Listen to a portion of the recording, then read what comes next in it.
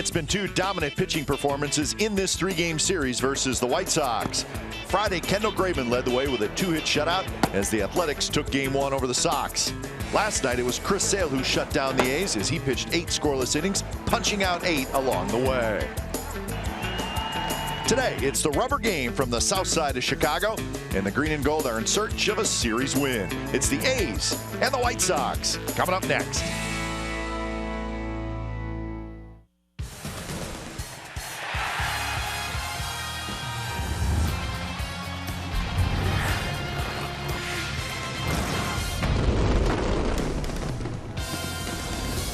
Beautiful day for baseball here in Chicago. We're at U.S. Cellular Field. It is the rubber game of the series. Jose Quintana, the left-hander, will pitch for the White Sox. Zach Neal is going to pitch for the Athletics. Today's game is presented by Hyundai. It's the rubber game of the series. The A's and the White Sox coming up on CSN California. Hi again, everybody. Welcome to Oakland A's Baseball along with Ray Fosse. I'm Glenn Kuiper. Jesse Hahn's supposed to pitch today. Not quite ready to go, so Zach Neal will get the ball. And Ray, his numbers as a reliever are pretty good, not so much as a starter. What does he need to do as a starter to get his numbers a little bit better? One of the things, at least for Zach Neal, he knew he's going to start today if Jesse Hahn was not available. And since he's not, Zach is there. But he was moved to the bullpen for 3 games. He did not pitch. But the key for him, as he did against the Orioles, sinker ball, try to keep the ball on the ground, not elevated so the ball gets airborne. But also for him, he doesn't walk batters. And I think in that case, if he throws the sinker towards the middle of the plate, which he tends to do, he's going to get ground ball outs, which is going to help him pitch deep in the ball game. White Sox have a pretty good 1-2 punch. We saw Chris Sale last night. Today, Jose Quintana, Ray, I think he's one of the most underrated pitchers in the American League. And surprising that you look at the White Sox over the course of this season, that because of those 2 pitchers, they are not leading the pack in the Central Division. Great breaking ball, an elevated fastball. He's got his good cut fastball, throws an excellent changeup. Run support, you get him some runs, he's got a chance to win. But he's one of the dominant starters for the Chicago White Sox that whenever he takes the mound, he gives them a chance to win, just like Chris Sale did last night. And the quality pitcher, again, surprised that he has only 9 wins. Let's hope today he does not get number 10. All right, and let's hope the A's get a series win here in Chicago. When we return, we will check in with the A's pregame live studio, see what's going on back there, and then back to Chicago for lineups and first pitch, the A's and the White Sox.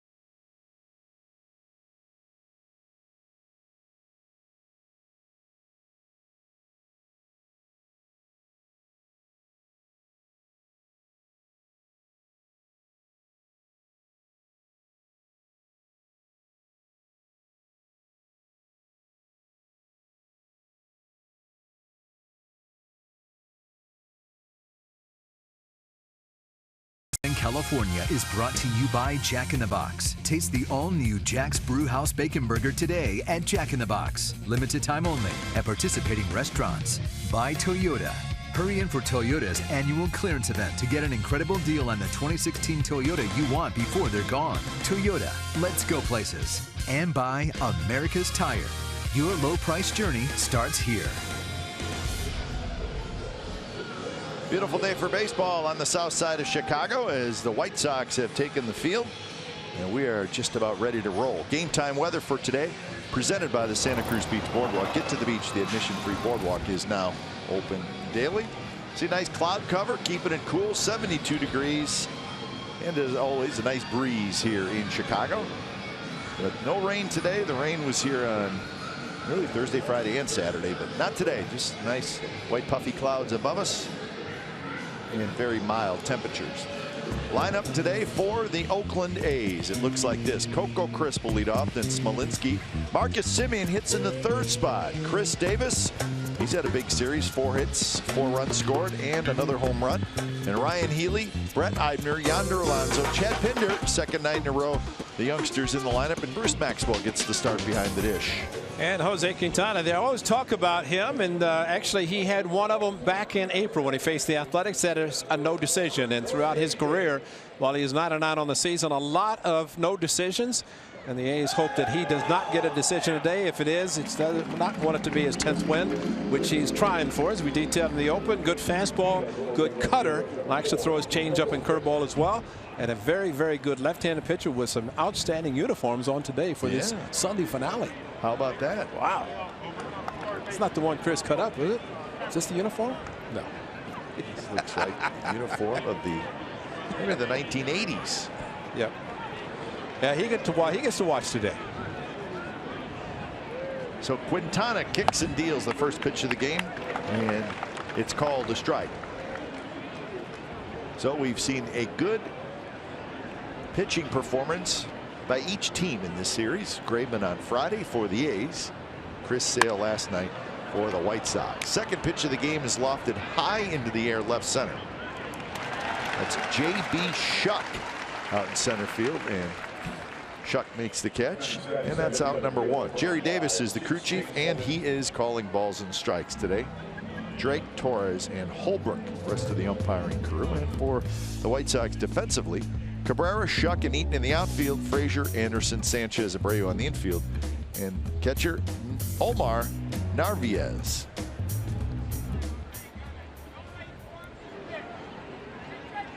So, with 1 out, here's Jake Smolinski. Ideally for both teams today, if the sun could be just the way it is right now, have a cloud, keep the sun from shining, because the way it's going in and out, it's going to be a tough day for both infielders, outfielders, and especially for the hitters. That one lined up the middle, and Smolinski has a base hit. Quintana into the stretch as he faces Marcus Semien. Well, as we mentioned, Jake Smolinski from Rockford, his parents here, and family and friends, as he said, take care of the most important. He's been doing that, but swinging the bat well, getting a chance to play in all the games, and he's done that since the All-Star break. Taking over in center field, occasionally in right field. And for the A's, just trying to see what they have for the future. Look at the lineup. And there's some guys that you know are going to be there, but some other guys getting an opportunity to play, show what they can do. Again, following the All-Star break, the changes were made, and we're seeing what we are seeing right now, and for them, it's a great opportunity. 1-0 to Marcus Semien, 23 homers, 55 RBIs. How about him hitting third? Give it a shot. Yeah. He's been up and down the lineup, leading off second, now third. He's been in the bottom part of the order.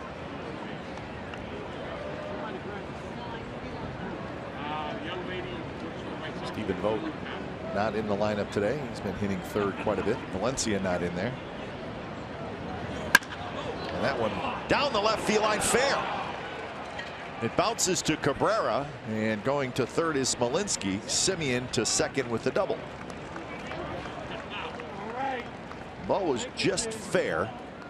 That was the break for the A's, and then really took a nice bounce right to Cabrera. That was the break for the White Sox. You know, it was for them, but for some reason Cabrera maybe does not believe in his arm, because twice in this series, ball down the line, Chris Davis also, and he's just come up and thrown to third base.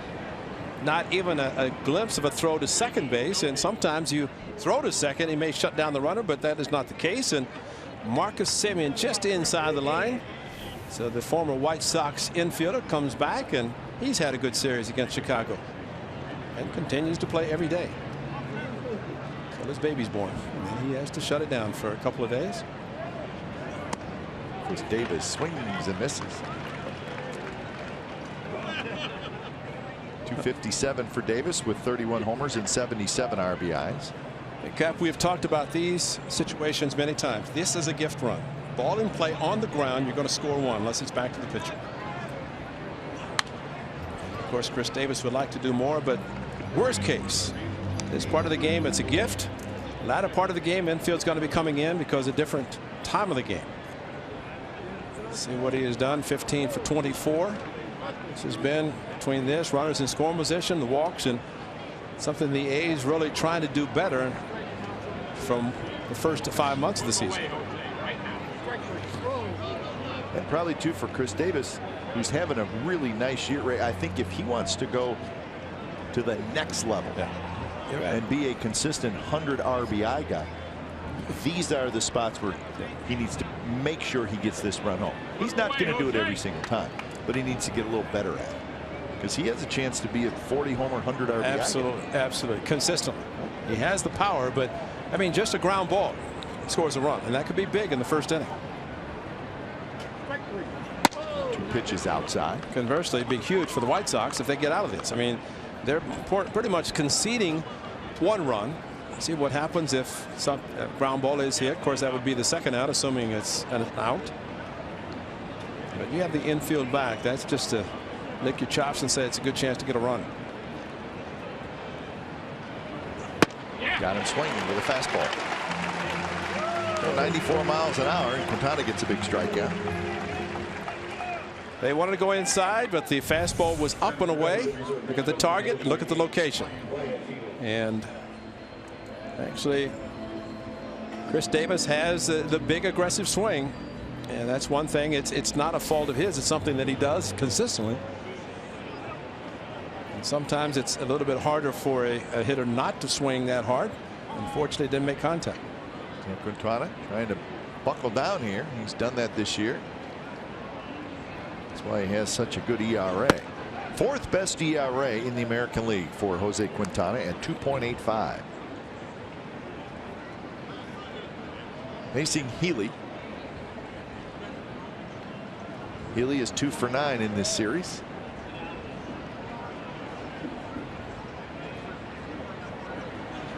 And a miss. 1-1. First pitch fastball, then a breaking ball. Good curveball that he throws. And of course, last night Chris Sale had a hard slider that he would throw. But, did you think Michael Fulmer or Danny Duffy would be 1 and 2 in ERA leaders in the American League? I was reading about Danny Duffy this morning, and quite honestly, didn't think much about him. You knew he was a decent pitcher, but he's starting to put it all together for the Royals. New career record for strikeouts for a Royals pitcher at 16 against Tampa Bay. We were in Anaheim when that was taking place, and he was dealing. Good fastball, good changeup. 2-2 the count. Duffy went through some arm problems as well. And he's come back and throwing very well.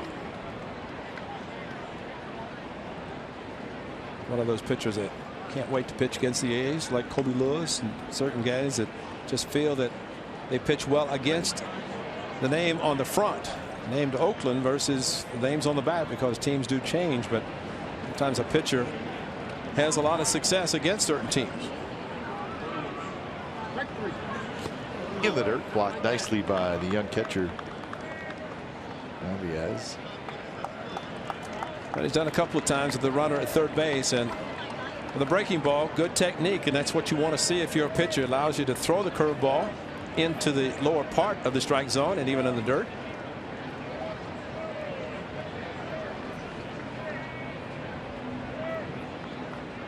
So a full count with Smolinski at third, Semien at second.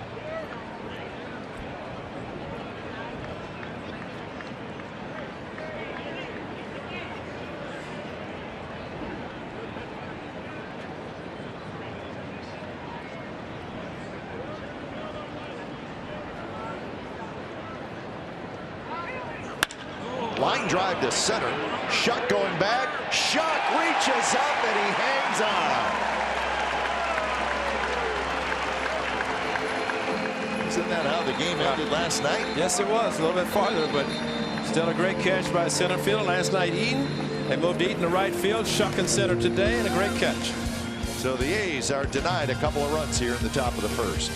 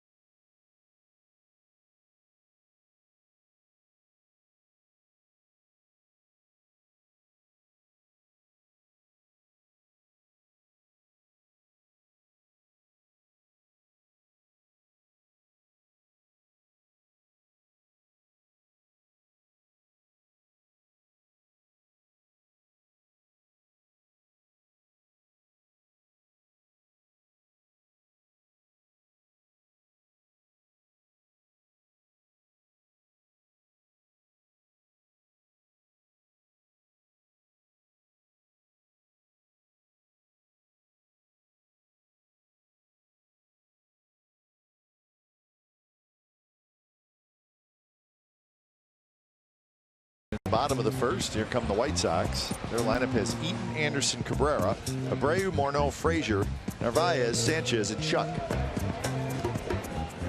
Fourth start for Zach Neal, fourth for the Athletics, and against the Orioles, 11 ground ball outs. So for him in his 3 previous starts, just 1 walk in a total of 14 2/3 innings. So he is a pitch to contact pitcher, and see if he can do it against the White Sox today. And he had a chance to take the mound with a lead, but unfortunately, A's with the opportunity couldn't get it done. So he is pitching with a 0 there.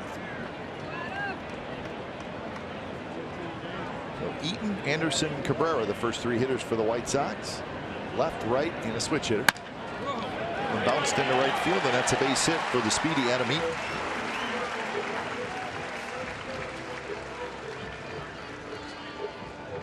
So Eaton with the leadoff base hit defensively for the A's today. They line up this way. Coco Crispin left, Jake Smolinski in center, Brett Eibner another start in right, Healy, Semien, Pinder, and Alonso. And Bruce Maxwell gets the start.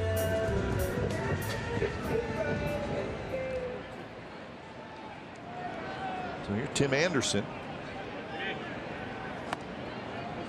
Anderson is 1 for 7 in the series.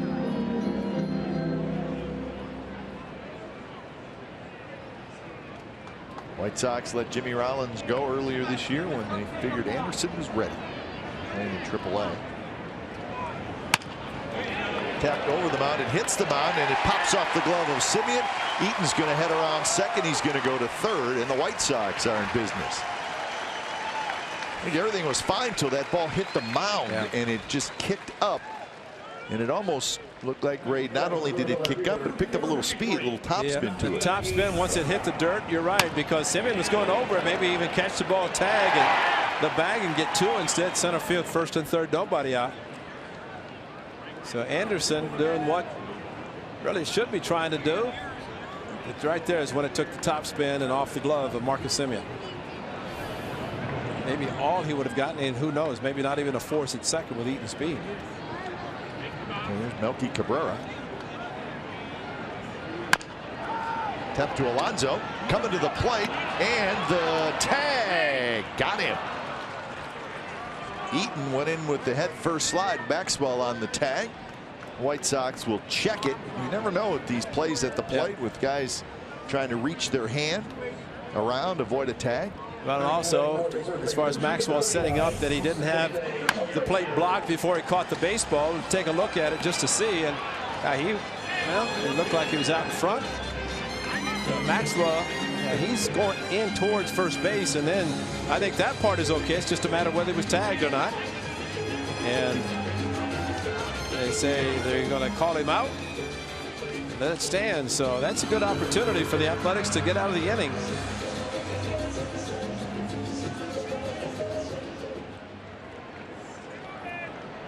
So runners at first and second now, 1 out. That's a huge out. And first and third, nobody out. And I don't know, to be honest, if Alonso could have turned a double play. Talked last night when we saw Ryan Healy charge in on the ball that was hit that Melky Cabrera scored, but a very slow hit ball, and he threw him out at first. And Alonso, that's a decision you make. You go for 2 to get 2 outs, or if you don't think you can turn 2, and it's going to be another, at least, runner at first and maybe a third or first and second. Instead, gets you out at home and a big play. In the hole, Simeon out at second. Pinder on the turn, dug out by Alonso. No. So it'll be a fielder's choice. And now the runners are at first and third. Well, Pinder's throw in the dirt. Alonso usually scoops him. This time, though, he was not able to, but it will be another first and third. Well, just throw a sinker in.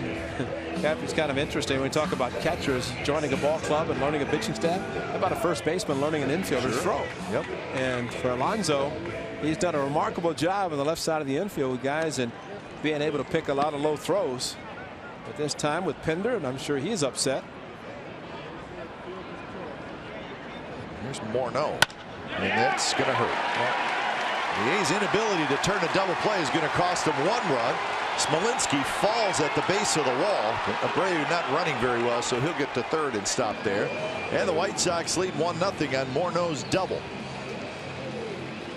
Unfortunately, as Abreu running, otherwise it's a 2-run double.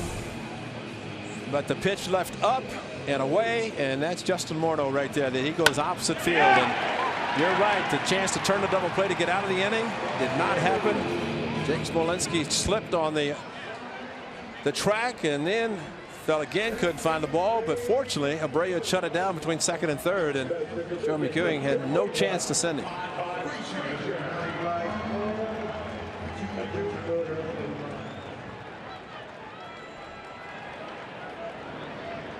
Well, Morneau picks up his 15th RBI, and here's Todd Frazier.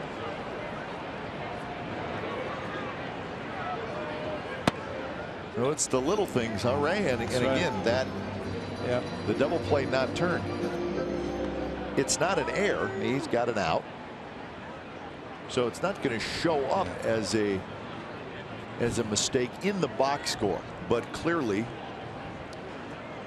it was a mistake, and it cost the A's a run, at least a run. And it's a tailor-made double play. Is a chance definitely to get out of the inning. And it's going to cost the A's another run. And they're going to wave home Morneau. The throw to the plate, cut off, throw to second, and they will have Frazier.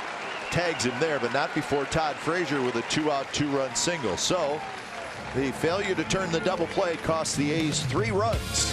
And White Sox lead 3-0.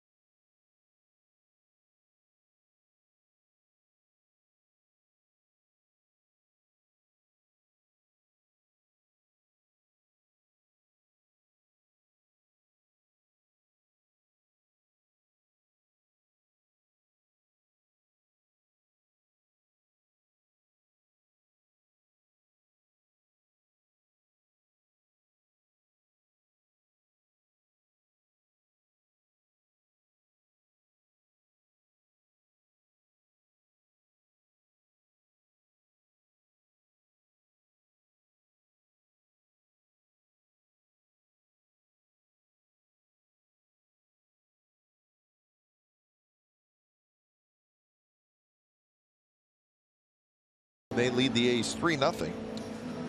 And Yonder Alonso's been so good all season, and the throw from Pinder, and again, you're looking at a first baseman, seeing a second baseman, and Alonso makes that play, I would say 99 out of 100 times. I said 9 out of 10, but I mean, that's a play that he makes, and it ball just close to the ground, close to his glove, and unfortunately not able to hang on, and resulted in 2 runs. But you know, the thing about Zach Neal, he pitches to contact, and what happens, you get, of course, the elevated fastball. Got Morneau hits, but then the ground ball by Frazier. Bottom line, 3 runs when it should have been back in the dugout scoreless. Here's Brett Eibner leading it off for the A's in the 2nd inning.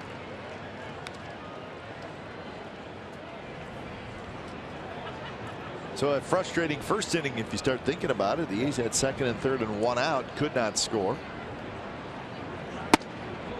White Sox get the 2 out hits to score 3 runs. Put him away.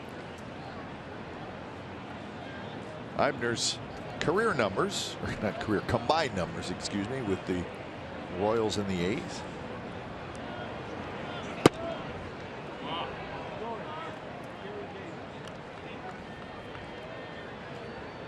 Eibner was in the lineup last night against Chris Sale. He had an RBI base hit late in the game, and the A's started their little comeback. He felt badly also with the ball that Abreu hit, but he had really no chance. The line drive hit off the top of his glove, but the glove and his wrist went up and the wall stopped him. The ball went over the fence. That was early in the game.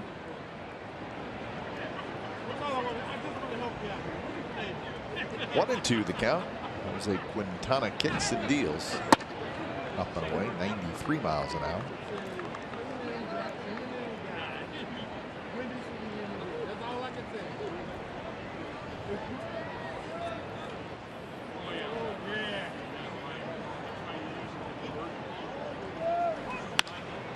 Base hit left center field. So Eibner with the leadoff single makes a big turn. And that gets us to our cold hard facts, brought to you by Frost Brewed Coors Light. Lowest run support in the American League. That's this year. Jose Quintana is 2nd. Seems like he's always on that list. Yeah. Well, you know, Shoemaker's always there. Quintana this year a 9-9 record, but the 2.85 ERA. I remember when Tim Hudson pitched for the A's for many years, he had a whole bunch of no decisions. Turn it over, and that's why I thought Chris Sale went. Abreu out at 2nd, and that's a double play. So Alonso hits into the 3-6-3 double play, and quickly there are 2 away.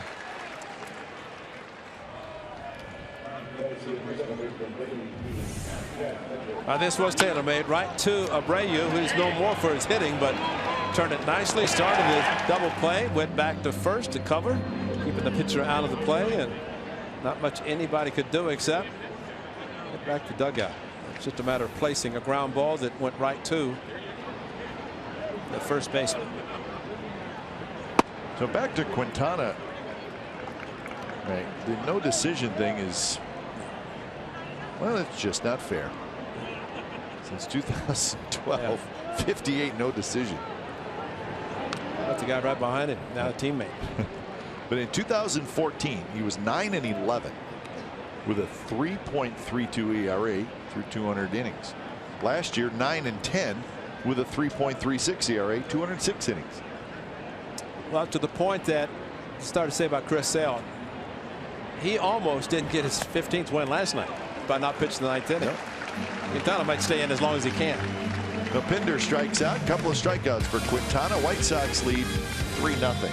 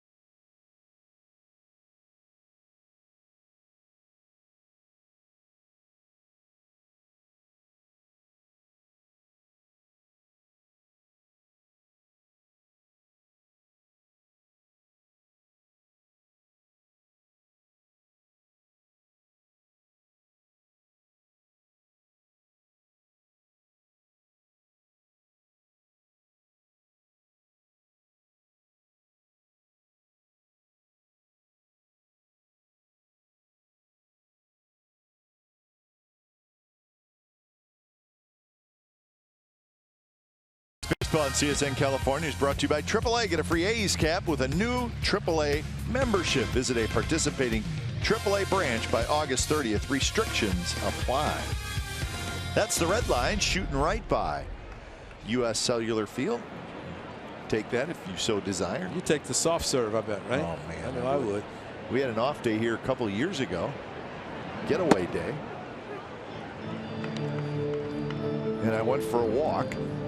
And I found that soft serve station out in right field, which the guy showed a picture of Friday. And I got the soft serve in a cone. And I sat out in those bleachers, and I was just about the happiest guy in the world. That's right. Yeah. I can't even lie to you. It was special. Well, the next best thing to that is have the ice cream and then have the old Harry Carey shower. Because it's so hot, you just get under and take a shower. You know what? If Harry would have been here, it would have been the ultimate.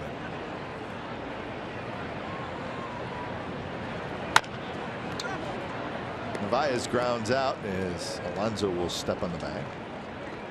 Pepio in Chicago, of course, Harry Carey is the Cubs announcer. That was a big deal. I mean, he was it, right? Well, he started the 7th inning stretch singing. He did. Yeah, he started. And he was great. But he also was here for a while. That's right. That's it, right there. That's the sweet spot, Ray. That's it. I did not get bottled soda. I got soft serve. You know, they talk about a baseball, the manager's spot being a sweet spot. Well, there's a sweet spot there. That was so good. At USL. But I mean, in the 70s, early 70s, I guess, Harry Carey was doing the White Sox with Jimmy Pearsall. He ran backwards. I don't even know what to say about that combination of announcers. It was well, with special. Harry didn't matter because.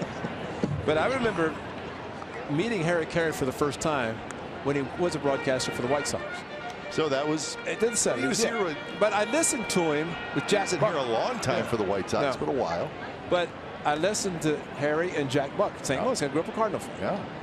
And Harry made every hitter sound like they were home run hitters. There's a drive way back, you know, and he'd go on and on. That's great. And I finally went to a Cardinals game, and somebody had a transistor radio. Dow Maxfield went to shallow left field and caught the ball. I mean, these guys, you know, they're making a sound. Harry said, you got to sell it. And radio, great. You could sell it. That is great. And he did it. He sold it as well as anybody. That's the first words out of his mouth. He said, got you to believe, didn't I? He said, yep.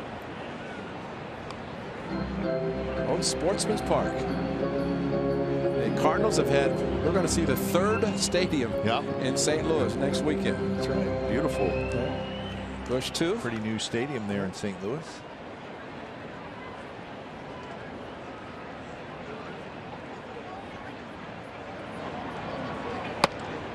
What was the back and forth between Harry Carey and Jimmy Pearsall one night in the booth? He said, I think Jimmy Pearsall said, oh, Harry, you're crazy. And Harry said, no, you have the papers to prove it. You're crazy. That's right. And he hit his 100th home run and ran the bases backwards. Those guys had fun at the old Comiskey Park next door. Sanchez strikes out. How about this note? Bill Veeck spotted Harry Carey singing the 7th inning stretch, so he rigged a microphone to eavesdrop at the 7th inning Harry sing-along started. That's beautiful. But Harry was the best, and that's the best sinker that Zach Neal could throw to get a strikeout. Well, guys like Harry Carey, I mean, they're just tremendous ambassadors to baseball. Absolutely. Tommy Lasorda is the same way. Yeah.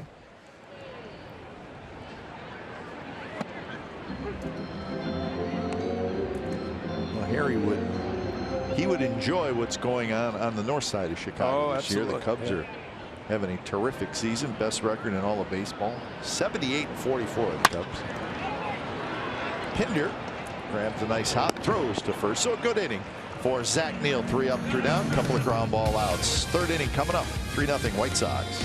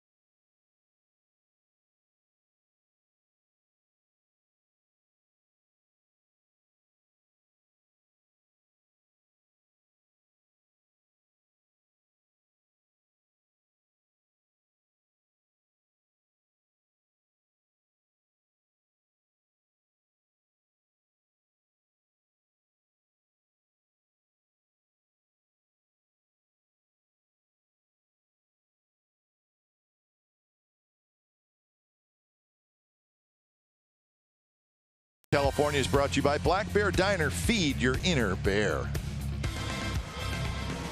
Haven't been to Black Bear Diner in a little bit. Got to get over there. Or maybe they'll bring it to you. They already have. They brought some sweet ones tonight. Yeah, those were really good. Hint, hint. The size of catcher's mitt. Little pop up. Anderson, the shortstop, hustling out, and he makes a nice catch with his back to home plate. So Bruce Maxwell is retired. Well, Maxwell, as we mentioned, the A's seeing several left-handed pitchers, and so Maxwell, with Stephen Vogt getting the afternoon off, day game after night game, Bruce gets a chance, and really he's catching about once a week, and that's not easy to do. Catching is fine, he could work on that, but hitting is always difficult.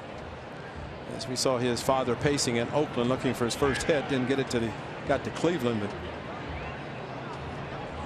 you're a catcher and you don't play a lot. Catching is your #1 objective. Catch a good game. First pitch to Coco Crisp in for a strike.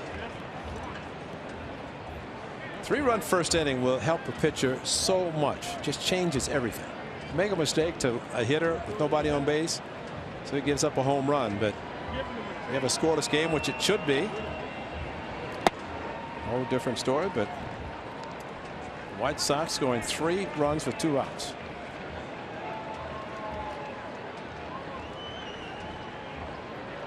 Coco hit a fly ball to center field in the first. Check this swing. These are 53 and 70 on the year, so game number 124 being played today. Head home for the Indians. And still in first place. In fact, they now have a 7-game lead in the AL Central. Well, they're playing the Toronto Blue Jays. Some say that might be a matchup in postseason. And the game that the Indians had Friday night to come back. That was a big one, yeah, against a good Blue Jays team and a good closer. Inside the park home run for a walk-off. Lakewood.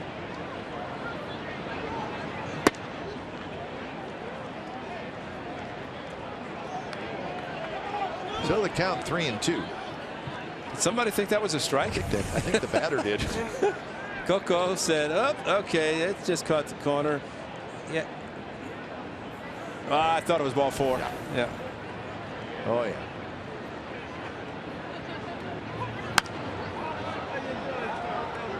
Greater coverage of baseball brought to you by T-Mobile as we talk about what's coming up. Indians for 3 at home. And then we'll travel on Thursday, go to St. Louis and go to Houston. And then back home for the Red Sox. So that's a tough stretch for the Athletics because you have 4 teams all fighting for the postseason. There's strike 3 called, and that is strikeout number 3 for Quintana. Yeah, Coco had the fastball and he thought it was strike 3. Ended up being ball 3, but after fouling a pitch off, how about this one? Coming right back on the same inside corner. And he got it. That's nailing it.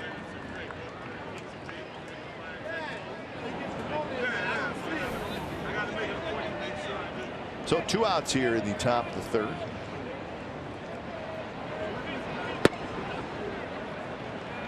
Yeah, the Indians are 70 and 51. They're just there. A's did not have a whole lot of luck in Cleveland for the 3-game series.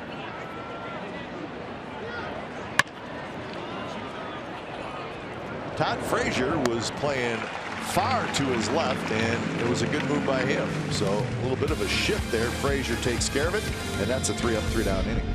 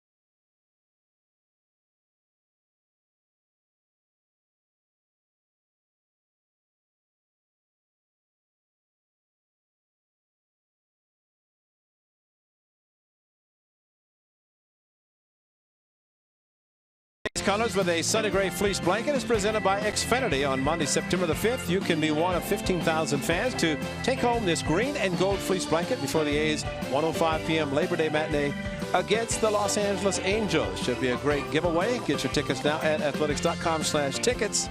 Big holiday day game and a blanket on top of it.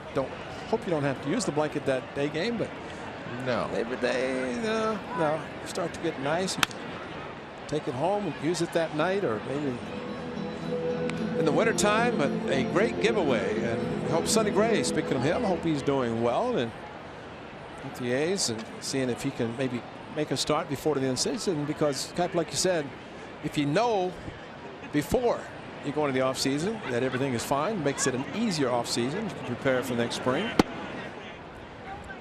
Jesse Hahn, who was supposed to pitch today, unfortunately, for last year missed half the season. Did not know until the offseason that the injury to his right elbow, it was then more of a strain in the forearm. But he did not know until the season was over.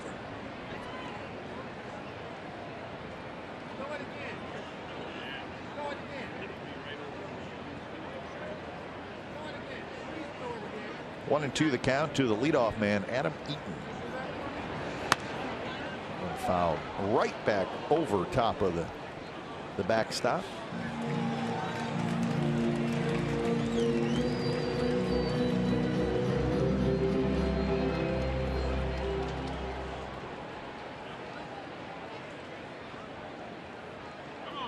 Eaton, Anderson, and Cabrera in the third inning. Healy looking up into the sunshine. He's got his glasses on and he makes the catch. So those are the unis right there. We said of the 80s. In 1983 was a good year for the Chicago White Sox. Check him out. Big Lamar Hoyt, Carlton Fisk, Lance Johnson. I'm going to try to name them all. Ron Kittle, Tony La Russa, Jim Evans, the umpire. Floyd Bannister. No, is that right? Floyd Bannister. Yeah, I think it was. Harold Baines. Yeah. Brett Burns, Harold. Well, they won the American League Western Division that year under Tony La Russa. That was a big deal. Yeah, absolutely. It was a big deal because the White Sox lost the 1959 World Series to the Dodgers. Yeah. What does that have to do with 1983? Well, that's the next time they made the postseason. So they went from 1959 to 1982 without making the postseason ever. Yeah. And then in '83 they won the division. The city of Chicago was into the White Sox big time at that point. Now that's why the city of Chicago is big into the Cubs this year, because they're thinking '08. And as it turned out, for a long time it was the Red Sox, the White Sox, as far as their drought. In '04 the Red Sox won for the first time since '18, and then the White Sox the next year beat the Astros in the World Series. That was an 88-year drought by the White Sox. So they checked that off, hopped off that list.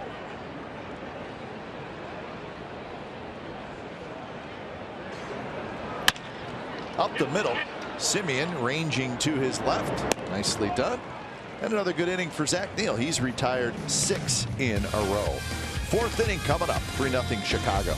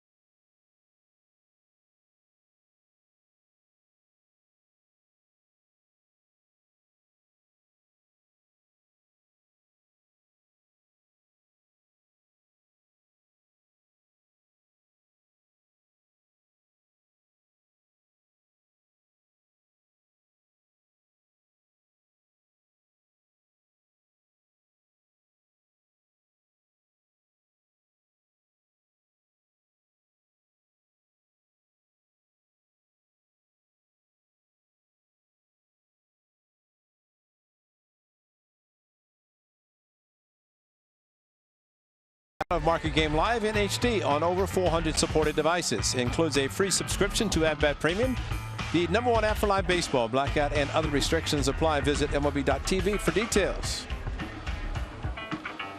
Got to be an A's fan. Yeah. Nashville Sounds sweet hat. Might be Chris Smith. Chris lives down there. Of course, Andrew Triggs is from there and lives there. So, I mean, that's got a few guys from Nashville. Like that hat. Maybe he's scouting for the September call-ups. Who knows? And he's looking out and saying, they're already here. Yeah. That's right. Simeon, Davis, and Healy here in the top of the 4th inning. Start so far for Jose Quintana. He's given up 3 hits, but he's got 3 strikeouts.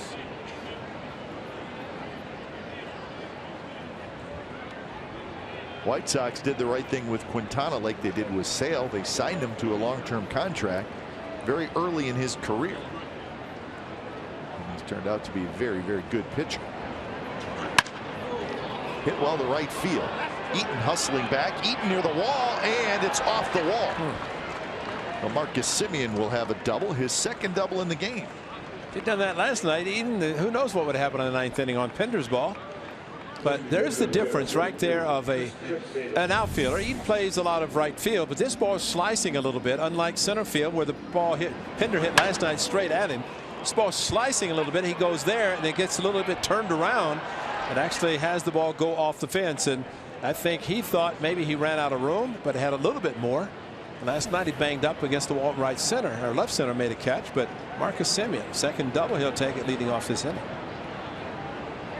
So here's Chris Davis right at the knees on the outside corner. 0-1 to Davis, who struck out in the 1st. Struck out with runners at 2nd and 3rd and 1 out.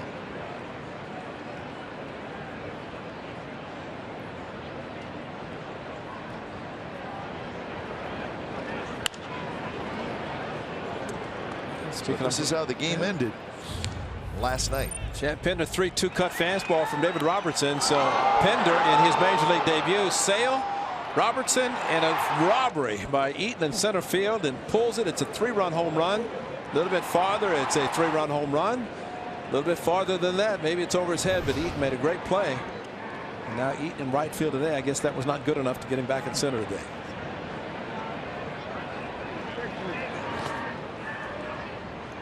So 1-2 the count to Davis. Healy after Davis.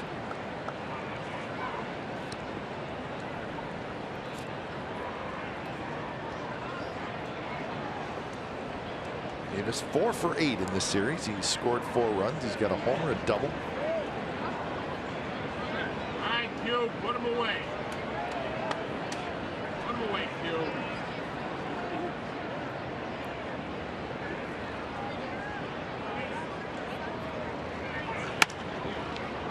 Again foul down the right field line. Well back. So as I was mentioning about Quintana, his contract, the White Sox, he is signed through 2018 with club options for 19 and 20.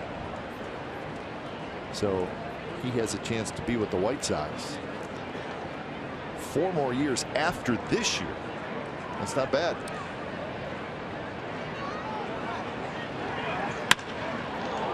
Well hit. Right center. Hit a ton. That baby's gone. Number 32 for Chris Davis. And it's 3-2. Did you see the outfielders? They just looked. They did not want to even think about going after the ball because they knew as soon as it left his bat it was crushed opposite field. So that's a good way to get the runner over from second base to third. Try to go fastball inside and made a mistake. Got Coco Chris, but Chris Davis crushes it. And the outfielders just how far will it go? Halfway up in right center. So number 32 and number 32 home runs. So here's Healy. He's back in it now. Quintana, that's the 16th home run he has allowed in 160 innings.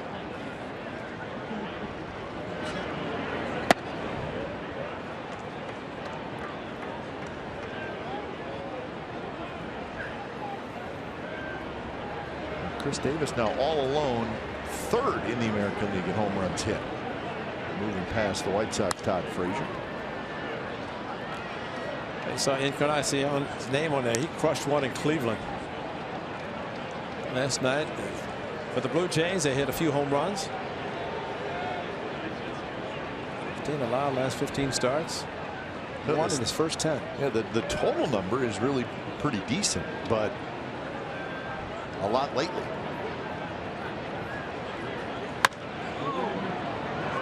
Down the left field line, Cabrera hustling over. Cabrera, fair territory, makes the catch. 1 out. Well, there's some prominent White Sox people who have said if you could package 2 starting pitchers last night and today, and you mentioned their contracts, they could probably bring 10 to 11 people. Well, yeah. And actually, I'd heard that Sale, there was a trade possibility before the deadline, but it was nixed by the White Sox. I mean, if you're going to trade Sale and Quintana, this pitcher, you better get a boatload of players for your minor league system and your major league team. No question. And some would say that may be the direction that the White Sox have to go, but they have to convince their owner, Jerry Reinsdorf, because if they do, it would be like the Cubs on the north side, what they did. We've seen the Astros, they've lost, they picked up some draft choices, they've done well. Cleveland's done well. There's some teams that are doing it that way. Shot, dives, and he caught it.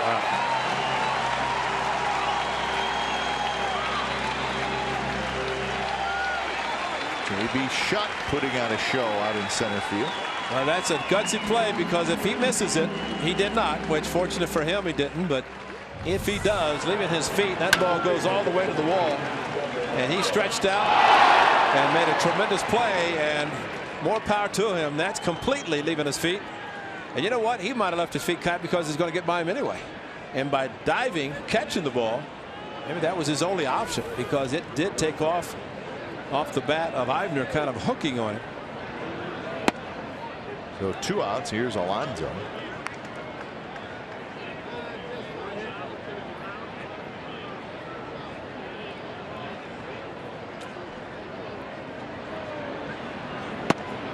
Breaking ball for a strike. Meaning the count quickly 0-2 to Yonder.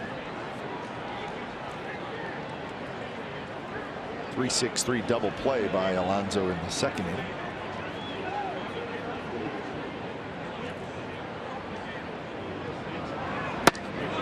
And on 3 pitches, Alonso strikes out.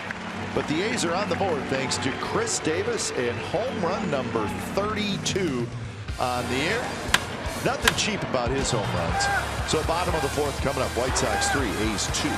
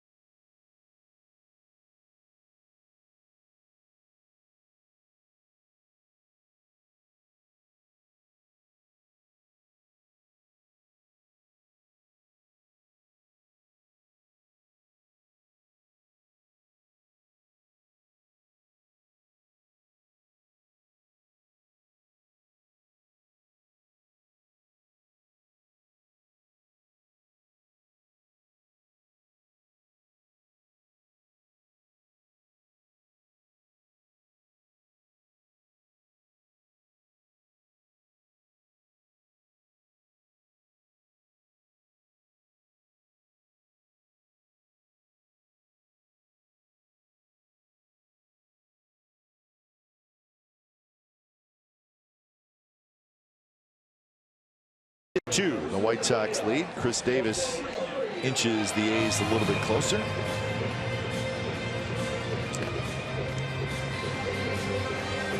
Some of the statues former White Sox greats here at U.S. Cellular Field.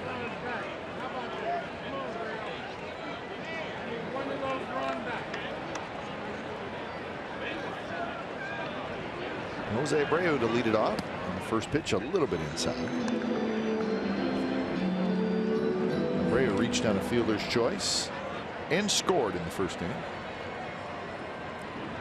6 in a row retired by Zach Neal. And that one is lined to left and lined into the seats. 4-2 White Sox.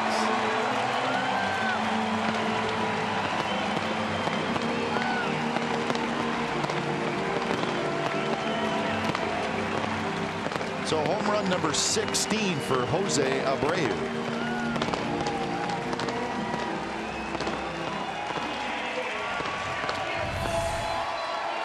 Hanger. Hanging slider. And Zach Neal hoping the ball would have some topspin and stay in the park, but it did not. And he absolutely crushes it. Got a ball to right center on Friday night. And to think in the first inning, had a chance to get him out in double play. He is not running well at all. 5 career home runs against the Athletics. Frank Thomas had one of those big hit streaks against the A's, the team that he played for in 06. And Abreu's doing the same thing. That one's hit well to left. Coco headed for the corner, and Coco, he caught it. Another great outfield play. This time it's Coco Crisp. Coco had to go a long ways, and then he got a navigator on the wall. The slicing away too, and he kind of spun away from the wall as he caught the ball, and then watch him spin the 360. And of course, that part of the wall is padded. Chain link fence above. So 1 away. Here's Frazier.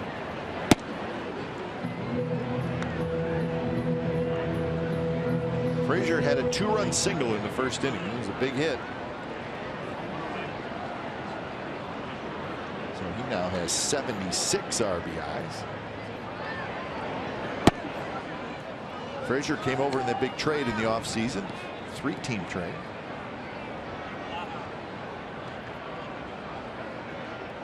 Frazier will be a free agent after next year. So the White Sox will have him for a couple of years.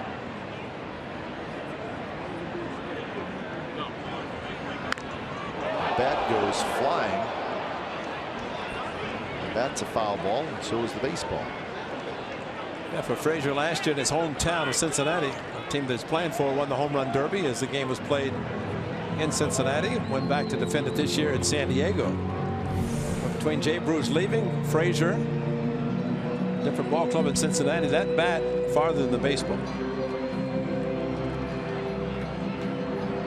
Joe McEwing said, oops, let me just duck. Olympics are ending today, so we can't include that as a new event. Too late. Maybe 2020. When baseball comes back. Baseball's back.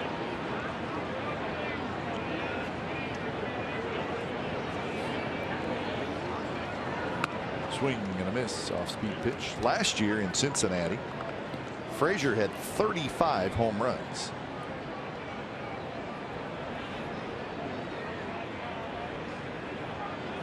Off the plate with an open stance, and sometimes you wonder, now they're going to go inside, see if it closes up a little bit. It does, but you get a hitter off the plate that much with an open stance, and that's what Frazier has done since 14.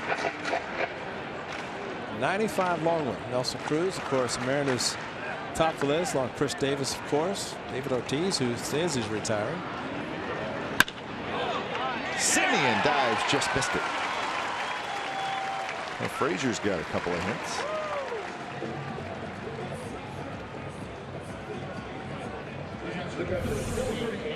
Well, he got to catch 3-2. Another little spinner did not break that sharply, and Frazier able to extend and pull it hard past Simeon.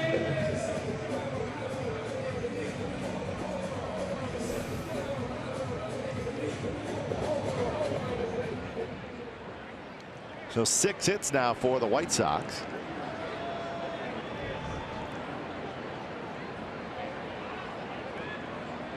There's Omar Narvaez. And he drills one toward left center. Coco with a good jump, gets to it and gets it back in, 2 outs. Well, the good thing about that play, and Coco playing shallow, which he should, and did a good job. And then with the ball slicing back to him, so one against the wall, then playing shallow, cuts the ball off into left center. Ball coming back to him, which is a good play.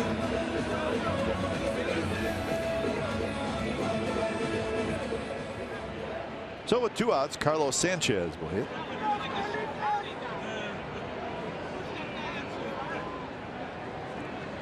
Sanchez struck out in the second. That's the only strikeout for Zach Neal so far. Runner goes. Maxwell's throw trickles off the glove of Simeon, so it's a stolen base for Todd Frazier. That's called an element of surprise, because Maxwell had hardly any chance, made a very quick throw, and Sanchez, the hitter, left-handed hitter, taking it. He just kind of got a walking lead, just kept going, head down, feet first slide, pitch right down the middle, but Sanchez knew he's going. Made it a close play, even though Simeon dropped the ball, but that's how close it was, even with a great jump. Slapped foul, going the other way is Sanchez.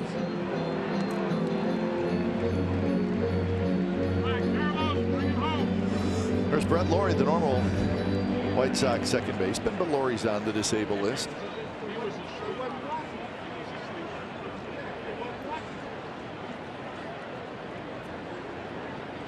Sure, some of his former teammates looking forward to seeing him this weekend, but he is away on his rehab.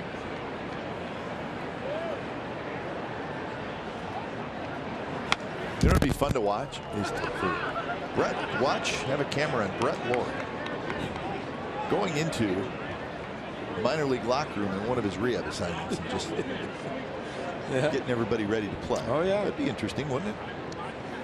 Or better yet, have he and Hunter Pence go on the same rehab assignment. How could you not hustle if you're one of their teammates? Yeah. Yeah, Brett Lawrie, I'm sure clubs are thrilled to have him there, and maybe the organization, maybe they just use him as a roving, energetic bunny. That's a new one. I've never heard of that, but I like it. The roving energizer bunny. Oh wow! Called the ball. I think Jerry Davis called it. Don't play that. Maybe we can see what he did, because to be honest, what I do?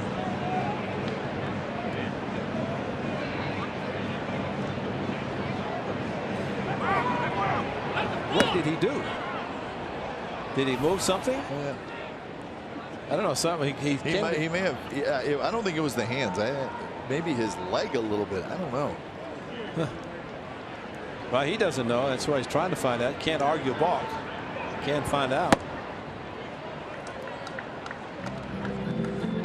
Watch the leg. Yeah. Watch the leg. Just a touch. Right there. Yeah. That. Oh, he deceived him. Oh. That is major deception. He deceived the runner, because Frazier was running and he was thinking of. Wow. My goodness. Huh. Clearly deception in the mind of Zach Neal. Jerry Davis has sent a memo, strengthen your legs, because they were quivering. Well, watch him though, Ray. He does a little move with his leg every time. See right there. Yeah. He just slides it forward. I don't think that's the same move he did when they called the ball. But he better not do it now. Don't do it now. Don't want to pull a Cueto. But it almost looks like right when he comes to his stretch, then he'll just slide his left leg a little bit. Well, the important thing for every pitcher, and they know the guys who are different, some will go up high and then sit down. They have to do the same thing every time out of the stretch, especially with the runner on base. It doesn't matter, nobody on. But when you are out of the stretch, it has to be the same. You have to pause. See how he just slides it in a little bit. right field. Eibner's there, side retired. Jose Abreu with his 16th home run of the year. So the White Sox lead 4-2 after 4.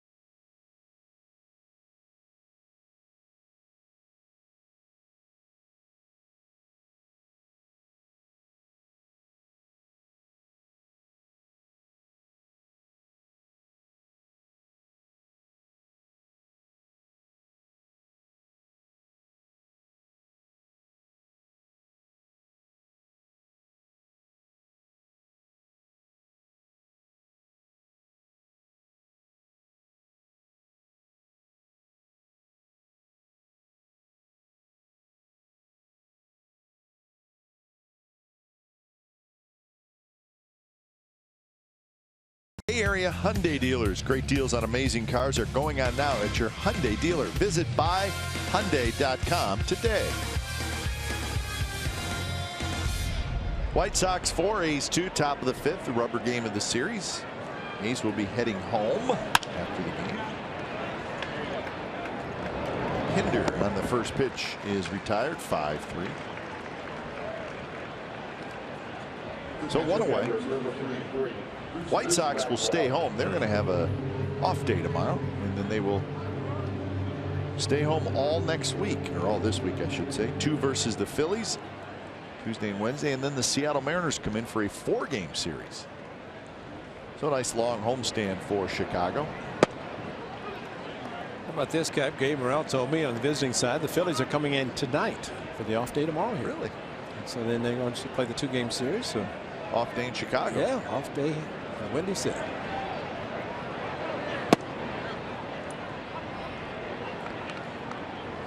You're starting to see teams do that a little more.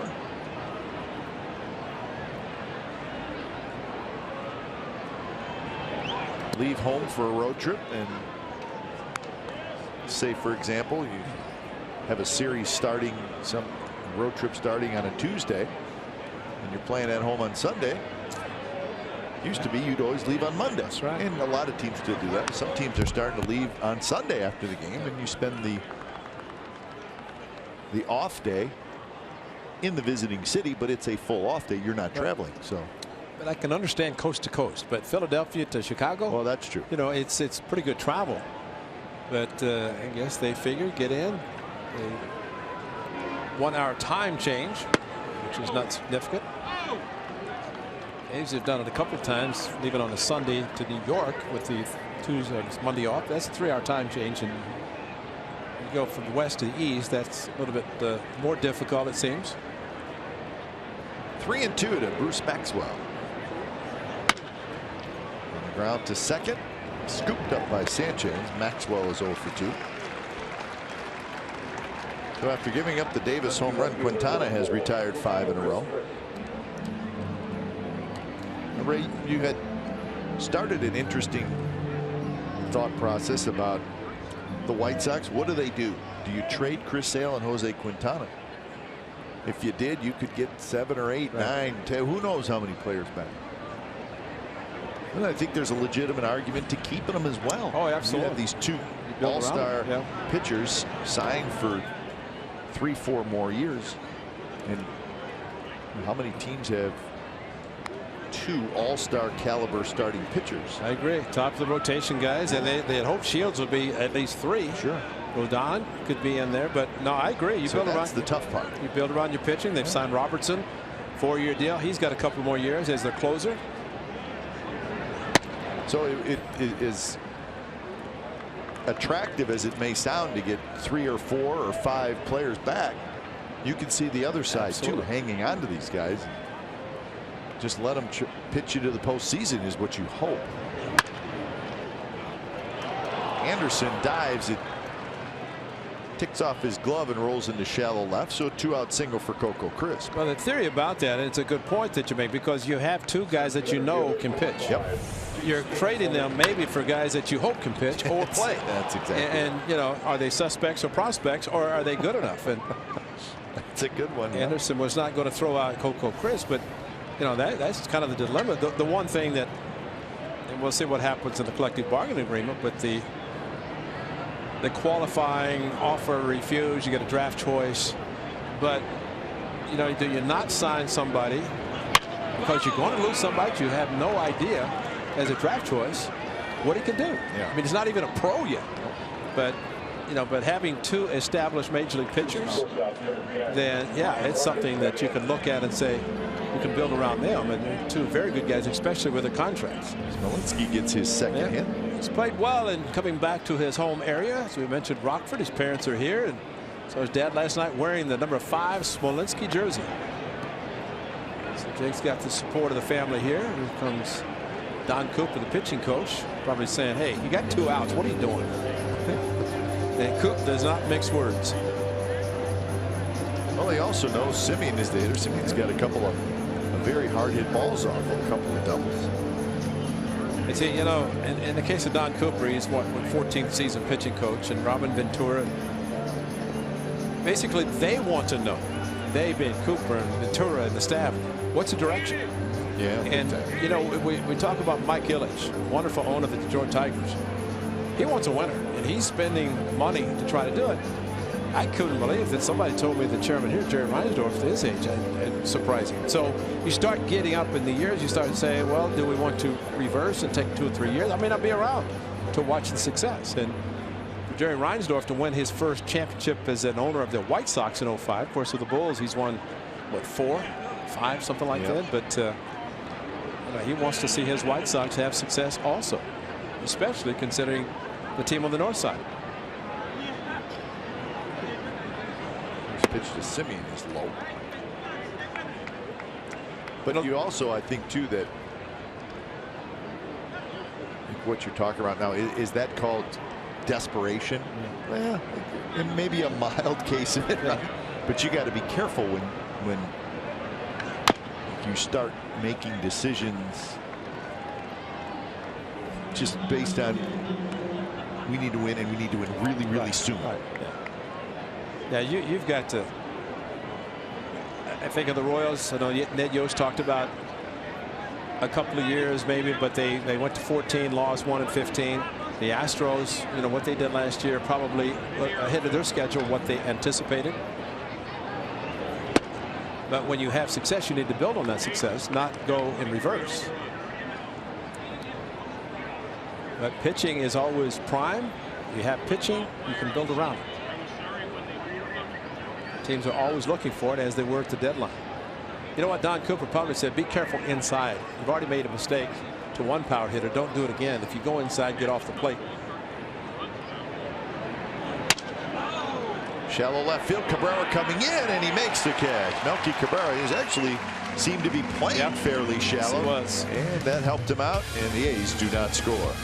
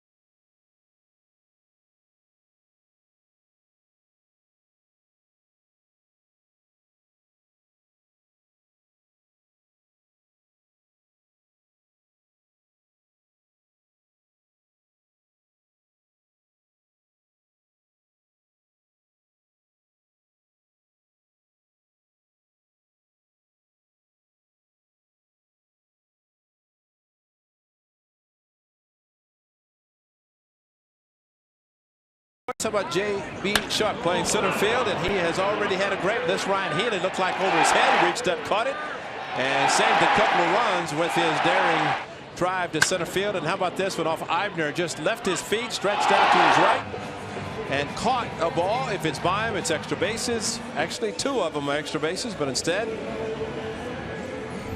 pitchers gives him a big hug. What a shock. Yep. He saved him 2 runs and extra bases, but Shuck, and somebody said, well, why would you move Eaton from center field to right field and put Shuck in center? Well, I think we found out today, because he's played very well in center. Here's Shuck. First pitch from Neal is a strike. 50 pitches for Zach Neal, so his pitch count's actually pretty decent.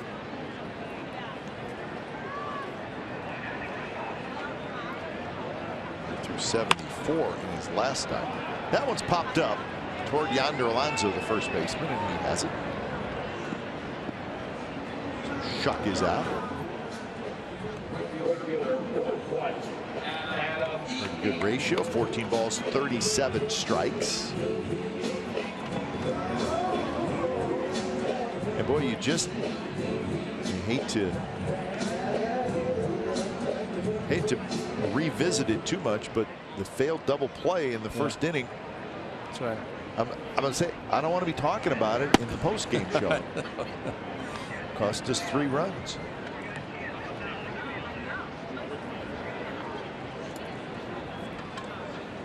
One to Adam. On top of that, I got something that you don't want to talk about either. That's Narvaez in the first inning blocking 2 balls and dirt runners in second and third. That could have been 2 runs. Yep. Instead, Healy's ball is caught, and Shuck made the great play. But little things, and you go in the course of the game, and that's why you see managers with that lineup card. There's always jotting notes down, because it's tough with everything they go through to remember everything that a game that happens. But when it's all said and done, they look at that card at the end and go, "Oops, there's," and then and then you can see why a particular game is lost or won. You hope winning more than losing.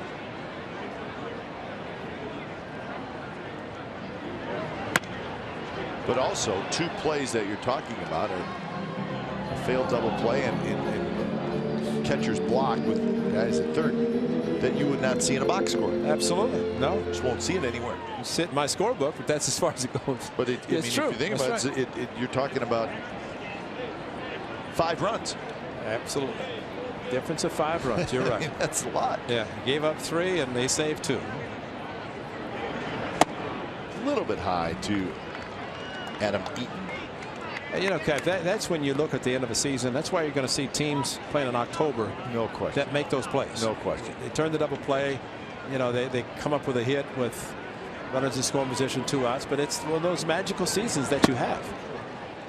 And when you have that type of season, I keep referencing Houston Astros, but maybe they played beyond their expectations last year. They got the postseason. You want to get hot and run the table. High fastball just challenged him again. Decent movement from Zach Neal, and he does have movement on all of his pitches. Sometimes the slider hangs a little bit on him, but he's got a good sinking fastball.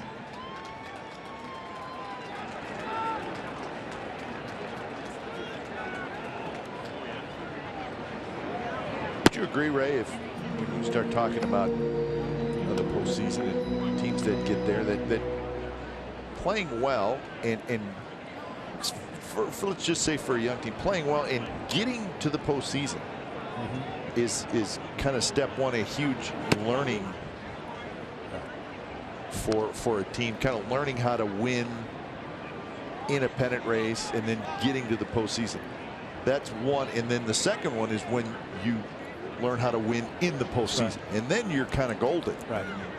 You know the deal. Doesn't guarantee anything, but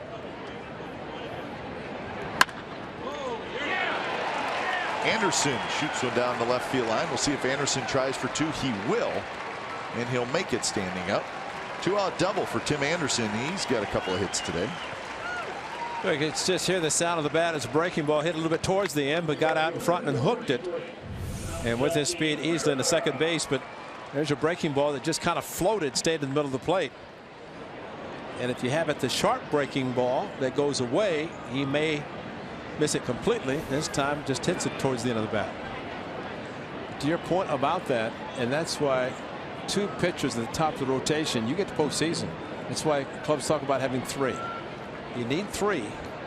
And if you have those 3 going to postseason, and that's why it's tough to trade 2 in the case of Sale Quintana that you know can pitch at this level and have success. And have stayed healthy. Yep. And have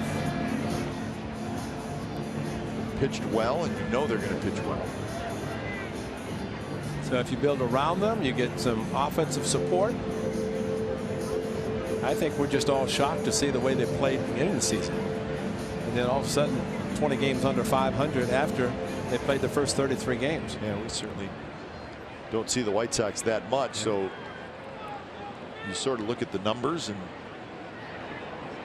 how do they match up. Liam Hendriks starts to throw. Offensively, the White Sox have not been a great team this year.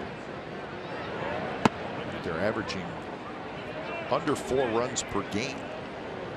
They're 14th in league in runs scored. And again, you look at the lineup and you're thinking maybe it should be a little bit better than that. Todd Stevenson, the hitting coach, former the Athletics first base coach, and minor league Robert, of course, Robin Ventura. Here are his tricks.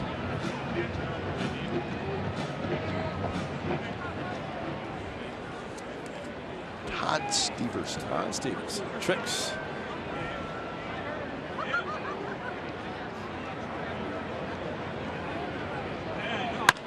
Hit hard. Foul.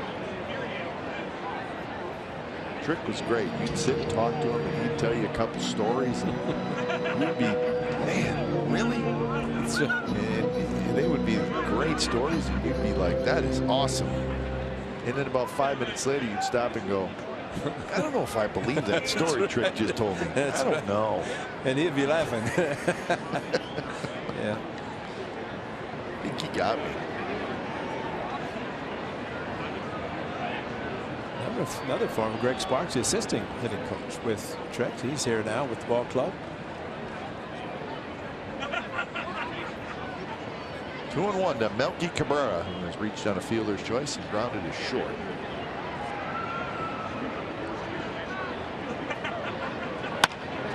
Up the middle. Simeon knocks it down, and Anderson hesitated, and now he's got to dive back to third. Anderson needed to either stop at the bag or just run hard all the way. He did neither. And if Marcus throws immediately, he might have gotten him round in the bag. And you always remind infielders, runner in scoring position, runner at second base, not third, but second base. You dive to knock the ball down because he saved a run. If it now Neal can get the final out, he saves a run. This ball up the middle. Anderson thinking he's going to run. Joe McEwing stopped him, but Marcus kind of in between. If he'd thrown to third, let the runner or the third baseman make the decision, because rounding aggressively was Anderson. He's watching McEwing and why he rounded as much as he did. McEwing had him stopped all the way once he saw Semien catch the ball or knock it down. But that's, you got to unload quickly and not let him decide what he's going to do, because if he gets back to third, which he did. So Zach Neal is finished for the afternoon as he goes 4 2/3 innings. When it's time for change, think Speedy Oil Change and Auto Service. It's your oil change, tune-up, and brake experts.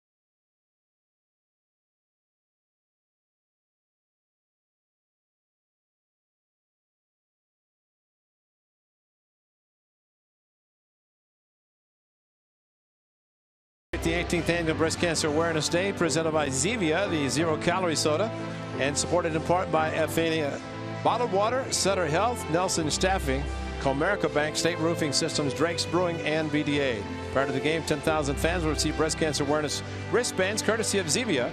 To join the fight, purchase your special tickets now at athletics.com/survivor. Now, Liam Hendriks brought in, and Bob Melvin with Zach Neal in his pitch count, trying to keep it at a 2-run deficit. Zach pitching well, and a little bit better luck could have been a different story for him. No walks again with a couple of strikeouts. Well, Hendriks comes in to face Abreu, and the first pitch just a touch inside. So first and third, 2 outs. Hendriks entering for the 37th time, 4.24 ERA.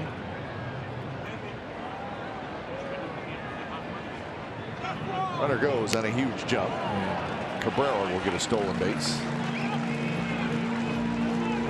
It's almost like the closer mentality. You don't even think about a runner on, and this is maybe the reason that Zach Neal is not pitching to Jose Abreu. This breaking ball, the slider to the state up, and just a line drive bullet to left field. Had a similar ball to right field last night.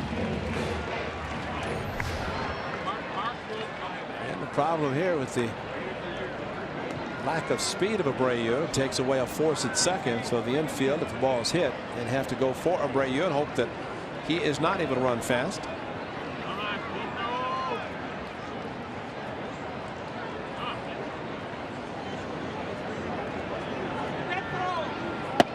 Right down the middle to him.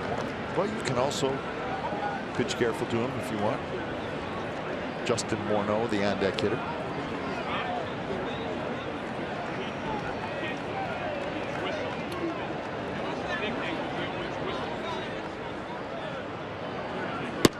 Way outside. Abreu overall 4 for 8 in the series. Couple of home runs. The thing about Justin Morneau, he's got a good eye, and you pitch carefully to Abreu. You want to pitch carefully to Morneau, but you don't want to walk him either. If you walk this man to load the bases. But this is a hitter's count. Soft line drive. Simeon grabs it, side retired. So Hendriks comes in, strands a couple of runners. We're moving to the 6th. White Sox 4, the A's 2.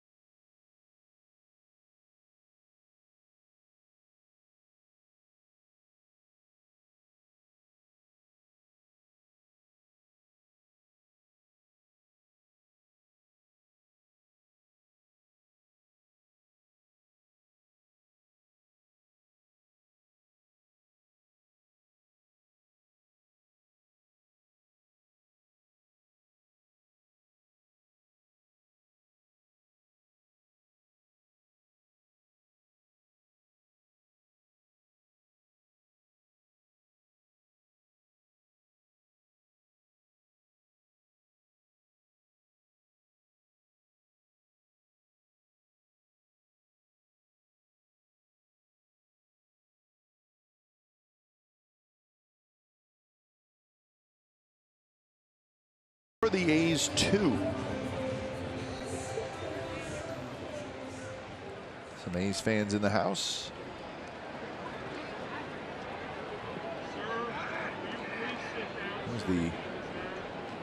What do they call it? The air show this weekend. What do they call it?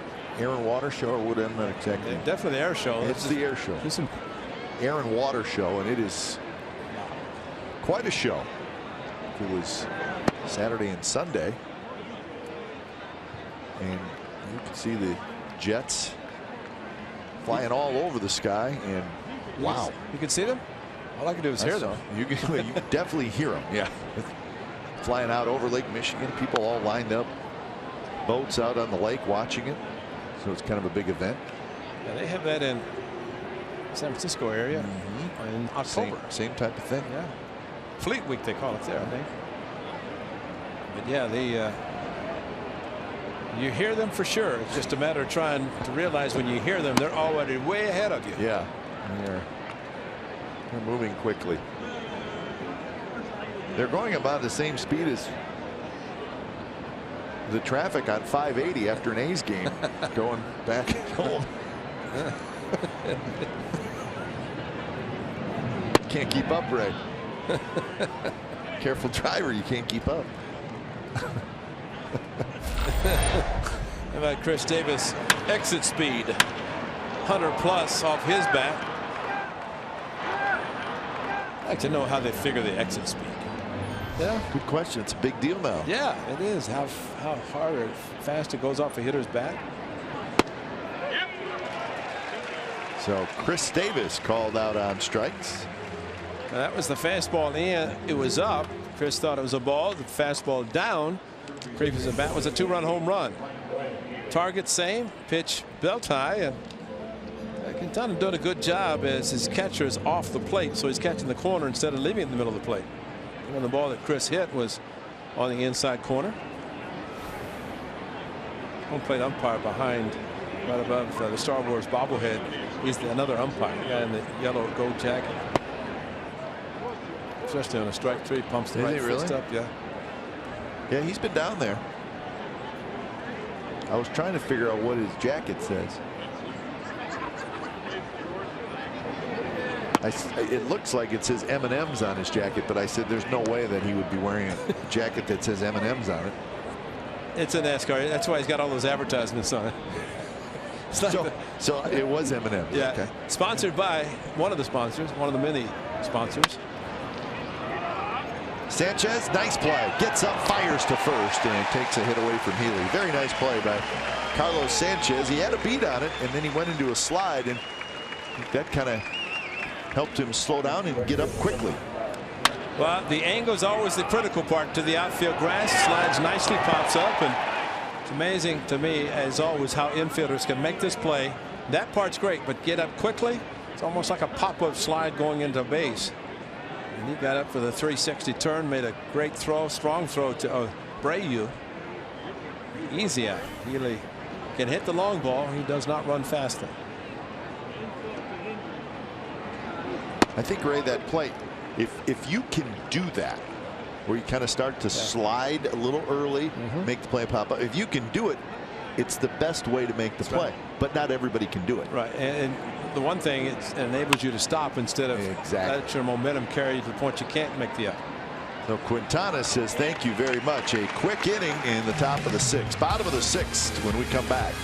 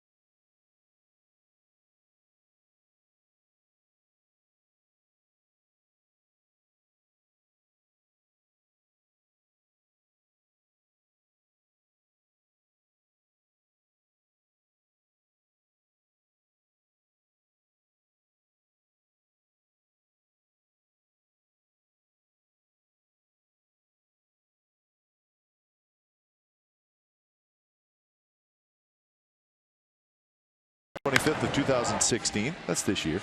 Chicago tied a team record with 7 home runs, but lost. Chicago joined Detroit as the only team to lose after hitting at least 7 home runs. All 7 home runs were solo shots, but the White Sox lost 10-8 to the Blue Jays. Blue Jays only hit 1 home run. Chicago also became the first team in Major League history to lose a game in which it out-homered its opponent by a margin of at least 6. So you hit 7 solo home runs and you lose 10-8. Just doesn't seem right. Guys who hit the home runs: Anderson, Eaton, Norrie twice, Avila, Navarro, Shaw. 7 home run match the White Sox franchise record for home runs in a game. 3rd team to do it. Tigers a couple of times.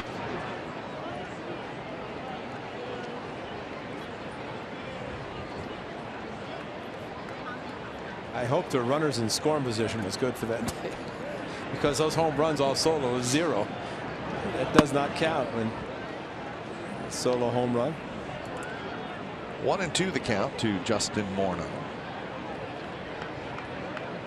Morneau, Frazier, and Baez.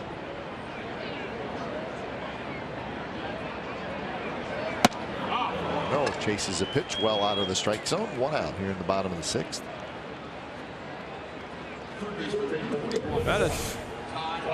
Zach Neal had thrown his fastball that high instead of up and away when Morneau hit a double in the 1st inning. That might have been a different story. I always like to see the numbers down on the pant legs. You know, see the number 44 on the chest as well as the pant leg.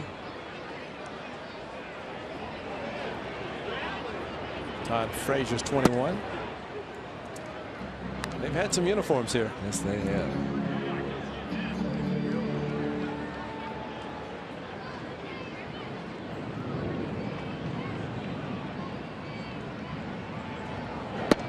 It's kind of like the red pinstriped one that had socks on the front. Dick Allen, Bill Melton. Yeah, I remember seeing those guys. Kind of like that one. Use the red sleeves that Dick Allen never wore except for the long sleeves. Most powerful, strong man I've ever seen. Well, he could sort of do whatever he wanted to. He did. And they also use a 42-ounce bat. Todd Frazier has got another hit. The ball scoots past Smolinski, and Frazier going to end up at 2nd. We'll see where it's ruled. Well, it looked like the ball took off, and Smolinski had to dive to try to knock it down. And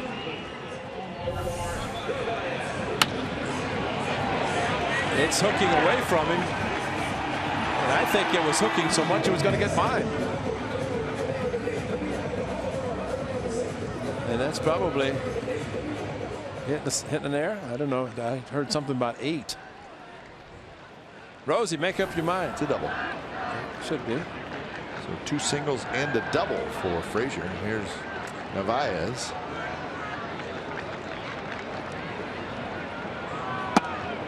Fastball a little bit outside. Tampa Bay leading the 1st place Rangers 6-4 in the bottom of the 8th inning in St. Petersburg. That's the rubber game of that 3-game series. Well, some would say the Tampa Bay Rays, although the record is not good enough to put them probably in the upper tier, they're going to have a big say down the stretch, because playing in the division, as they will be, they're playing the top teams. Blue Jays, Red Sox, Orioles, all within 2.5 games of 1st place in the East, with the Blue Jays being the leader today.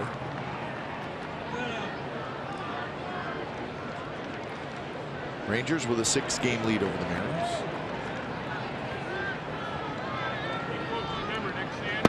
Swing and miss. At the East, that's probably the most interesting race.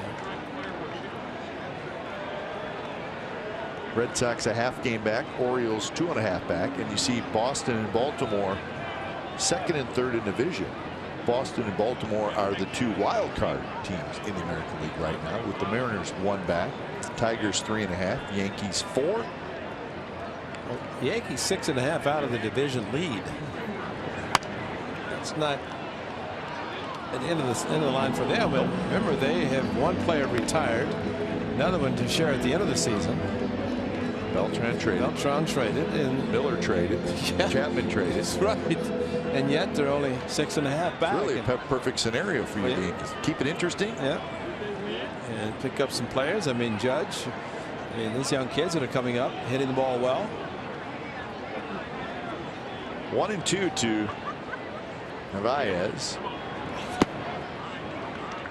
It's interesting in reading about the Rangers this morning. Their manager, Jeff Bannister, said that Carlos Gomez, who they just signed, and he's going to play just a couple of games in the minor league, he said Carlos Gomez is going to be my starting left fielder. So they're going to send him out there. Yeah, leave Desmond in center. Gomez has played a lot of center, but I'm sure can play the corner positions as well. High fastball swing and a miss. Narvaez strikes out. A couple of strikeouts in the inning for Liam Hendriks. Similar to the pitch thrown to Morneau, high fastball, and really in this case, ball 4. And that would have put a runner at first and second, but instead, the young man aggressive, not getting a lot of playing time. Navarro doing most of the catching with Alex Avila on the disabled list. So the elevated fastball, a good one by Liam Hendriks. Going to be well. So 2 outs, and here's Carlos Sanchez. Swing and a miss. Brewers and the Mariners will get underway shortly in Seattle. Mariners going for the 3-game sweep of Milwaukee. So they're pulling for the Rays. Yep. Mariners have won 12 out of their last 15. A's final 4 games of the regular season will be in Seattle against the Mariners. So A's have a chance to maybe have a say in that. And like last year, all games will start at 3 o'clock Eastern time. There's a series finale for the Athletics. It'll be, I think, at noon in Seattle, so that all games will be played at the same time. I like that idea. That was great. a really good idea by Major League Baseball. And on a selfish note, I mean, The West Coast. I kind of like those last 4 games of the year. Oh, yeah. To be fun. I mean, absolutely. If the Mariners were in it and those games were important, it'd be a lot of fun up there. Absolutely fun for the players to know they have an important say in it. And on that Sunday, if it goes down to the wire, then wherever Texas was playing, I think they're hosting Angels, maybe Texas.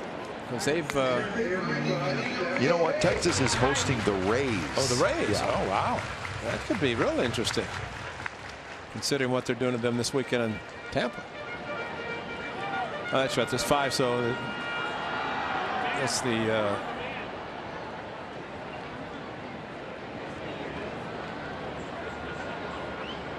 0-2 the count to Carlos Sanchez.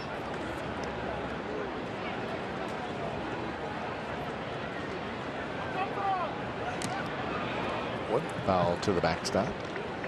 The Mariners will stay home after the game today. They will host the Yankees Monday, Tuesday, Wednesday. The Rangers will be off on Monday, and they will be in Cincinnati for a 2-game interleague series. Yankees in Anaheim this weekend. Up the coast, which is the way they should do it. Yankees had already been in Oakland.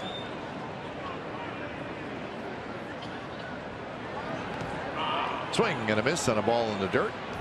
Throw to first, side retired. So a double, but also 3 strikeouts for Liam Hendriks. We're moving to the 7th. White Sox 4, A's 2.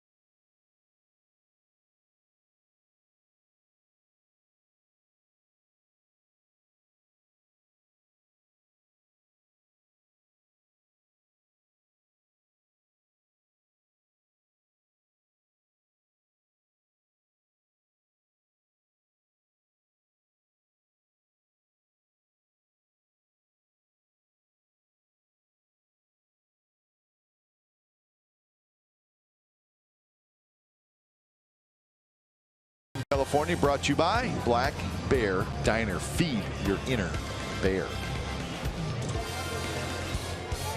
Concourse here at U.S. Cellular Field. Very popular player, Frank Thomas. We liked him with the A's. He was huge here in many ways. Now, correct me if I'm wrong, but Frank Thomas, the year before he played with the A's, he was injured a lot. That was 05, right? Because they won the World Series, and I don't even know if he was on the roster. And there was concern. Frank Thomas, he still got it. Can he still play? And he signed with the A's for, if I remember correctly, a very low amount. And he was terrific. 30-some-odd home runs, and signed a 2-year deal with the Blue Jays for a lot of money. But big hurt, good hurt, and he could. But that year, 06, and you look at Frank Thomas, Nick Swisher, and Milton Bradley. They were hitting some home runs. It was a good team all season long, and ended up sweeping the Twins in the division. Lost a sweep to the Tigers in the league championship. They could hit some home runs. Remember the one big hurt hit? I want to say bases loaded against the Yankees. Hit a ball left field. He started jogging. The guy said, "Hey Frank, you're in Oakland." Ball hit off the wall. It didn't go early in the year too. Yeah. He drove in the runs, but wasn't a slam. So we enjoyed his 1 year with the Athletics. So he did come back for a short period of time, but he was the big hurt here in Chicago. Yes, he was. MVP twice, 1993 and 1994, batting title. Well, it's the Hawk Harrelson, of course. You know, Hawk says Hawk and big guy. You never know if he knows you or not, but he say big guy, you know. But Hawk is good, and he gave Frank Thomas the name Big Hurt. That's a good name. Yeah, and he said he's hurting the baseball, and he was big, and so they called him the Big Hurt, and that followed him forever. Remember, introduced or saw Hawk Harrelson and Gaylord Perry see each other one time, and one guy said, "Hey, big guy," and the other guy said, "Hey, partner." So hey, and they did know who they were. Yeah, but Gaylord is always partner, and Hawk was always big guy. Dave Stockton was pro. You know, you don't have to know guys' names. Just, hey, pro, what's up? Hey, big guy, you know. So hey, he knows me. Anderson, jump throw to first, not in time. So Chad Pinder has a base hit. First big league hit for Pinder. Right. Keep that baseball. Congratulations, Chad Pinder. Boy, I'm glad Robin Ventura's not challenging it. Wouldn't that be sad?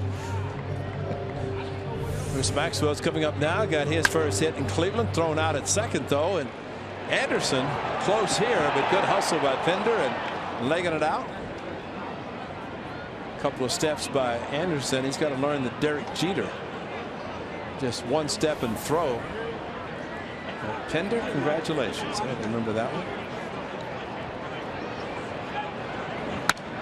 Pinder went 0 for 4 last night. Struck out in the second, grounded out in the fifth. His first hit here in the seventh. Ryan Davis in charge. He'll make sure that it gets to the right people. The MLB authentication logo, it's done deal. And that way you know it's officially his first hit game ball. Mine was stolen. That's not right. Taken out of my bag. That's not right. I was flying so proudly and then got to all of a sudden look in the bag and it's gone. Somebody took your first hit out of what bag? My travel bag. The season was over. I stupidly put it in my bag instead of carrying it with me. See, you learn things. So, so somebody took it at the ballpark? No, the airport. Now you made me mad. Now I'm mad. I checked my bag and somebody. So somebody. But I learned from that point on, I would always carry my own equipment and my whatever, important baseball. So somebody working at the airport took your baseball. Somebody from the time I checked it to the time I picked it up, it was gone. Oh well. That is. But it wasn't authenticated, so they don't know for sure. I'm mad about it. That is so wrong.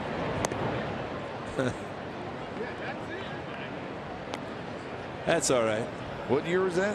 A long time ago. 1967. Man. We got the Pinder family. Oh yeah. Yay, finally they got it. Congrats. Yeah, we know who they are. Boy, we love those shots. We've seen quite a few of them this year. Maxwell strikes out. Tough pitch by Quintana, but that one was running right in. Yeah. They're at this point, they don't care what the score is. And with all They those, spent the weekend, and it's all good. and I hope Chad Pinder said to his parents, "I'll leave you tickets, everybody else," because otherwise, when he gets his first check, there'll be nothing in it between what he has to pay for those tickets. But a big thrill, always get your first major league hit. Anderson flips to second side, retired. So we have reached the 7th inning stretch from Chicago. It's the White Sox with a 4-2 lead over the A's. Congratulations, Chad Pinder.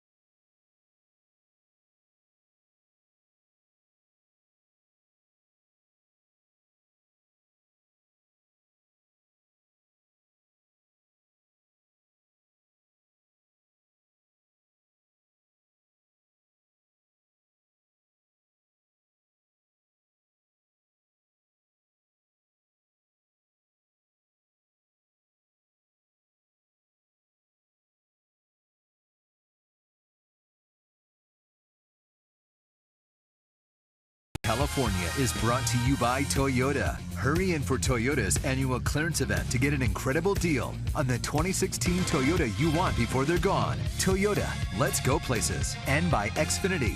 X1 from Xfinity will change the way you experience TV.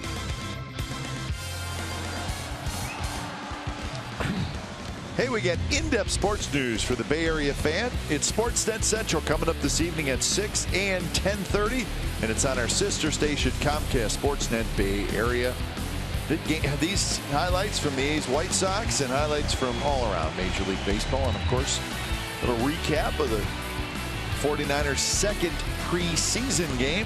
So you get all that tonight twice at 6 and 10:30 on Sportsnet Central. So when it's time for change, think Speedy Oil Change and Auto Service, your oil change, tune-up, and brake experts. The new pitcher for the A's is Mark Sepczynski. This is the first appearance for Sepczynski in this series. Now they have Hendricks another good job keeping it just a 2-run deficit. Sepczynski, like Axford, first appearance since kind of the meltdown in Texas. Sepczynski also, like Axford and bullpen, done a very good job this year. So trying to keep it where it is, try to see if the offense can come back against the White Sox. You know, one of the missing things here in Chicago in the 7th inning stretch, even on the south side, is the fans always look up, and Hawk Harrelson, who would always wave to everybody, but Hawk is not doing home games. Jason Benetti, who is with Steve Stone on the home side, doing a fine job for the White Sox, but Hawk was like, "Hey, everybody, I'm here." Everybody, and I mean everybody. Yeah, so they all looked up, and the Hawk was always there to wave to everybody. But he is doing road games only, staying in Indiana with his family, grandkids, and give him a lot of credit. Yeah, we talked about it a little bit on the pregame show yesterday about Hawk's schedule now, where he just does the road games. And he was traveling every day for home games, and it was a pretty good round trip. And also, which, I mean, it's kind of funny, but when you talked about it, he was going into the Eastern time zone. Right, exactly. So he had to go, Right. I mean, just into Indiana a little ways, but he literally crossed into a different time zone when he was driving here and then going back. I want to say Think about doing that every single day or every home game. a couple of hours each way. But that's dedication. Wanted to be his daughters, grandkids live in Indiana, and he wanted to be close to them. And he was tired of the drive. I don't blame him. Well, the chairman, Jerry Reinsdorf, kind of said the same thing, but Hawk has been here a long time, and we'll be celebrating a birthday in the early part of September. Will be Shuck with the walk. So a leadoff man aboard here in the 7th inning. He's got to keep this right where it is. First walk of the afternoon by the A's pitching staff. Ryan Dole starts to throw. A's bullpen is out in right center field. White Sox bullpen down the left field line.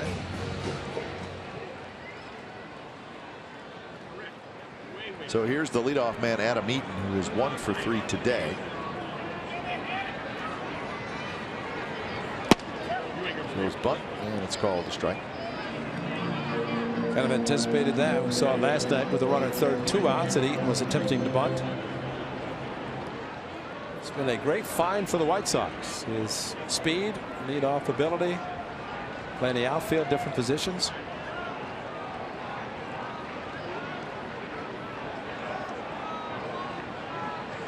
Runner goes like a hit and run. Eaton fouls it back.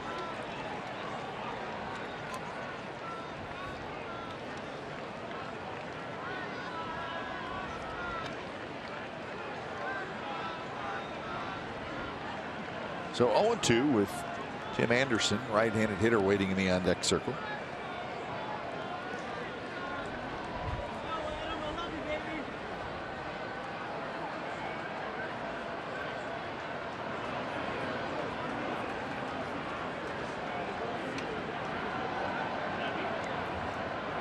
Shuck not running this time. It's tapped back to Sipczynski, who scoops it. He'll go to first to get the out there. So Eaton ends up moving the runner up. Runner in scoring position for Tim Anderson. Looks like Ryan Dole eating up to come in now for Anderson. Let's see if that is the case, as Sipczynski decided to go to first base, get the sure out. And he has made the call. So Dole is coming in. So when it's time for change, think Speedy Oil Change and Auto Service, your oil change, tune-up, and brake experts. Dole to face Tim Anderson when we come back.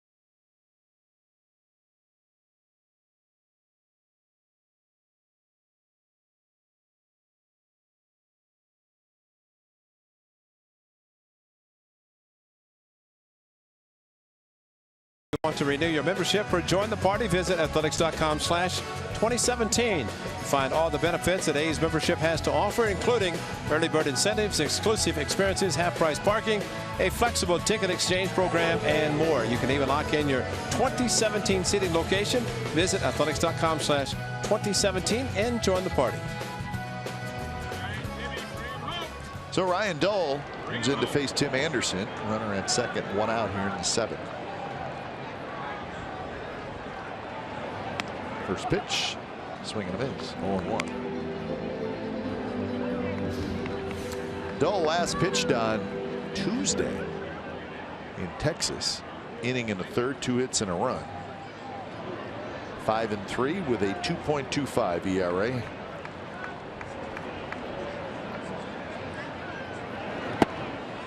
Cross up. You know, Ryan Dahl has had a very good season. Remember at one time, what, 36 for 36 in inherited runners. And you watch Maxwell, and after he's crossed up, he immediately goes as he's looking for a slider and he gets a fastball. And sometimes the catcher crosses himself up. So Maxwell's got to get everything on the same page.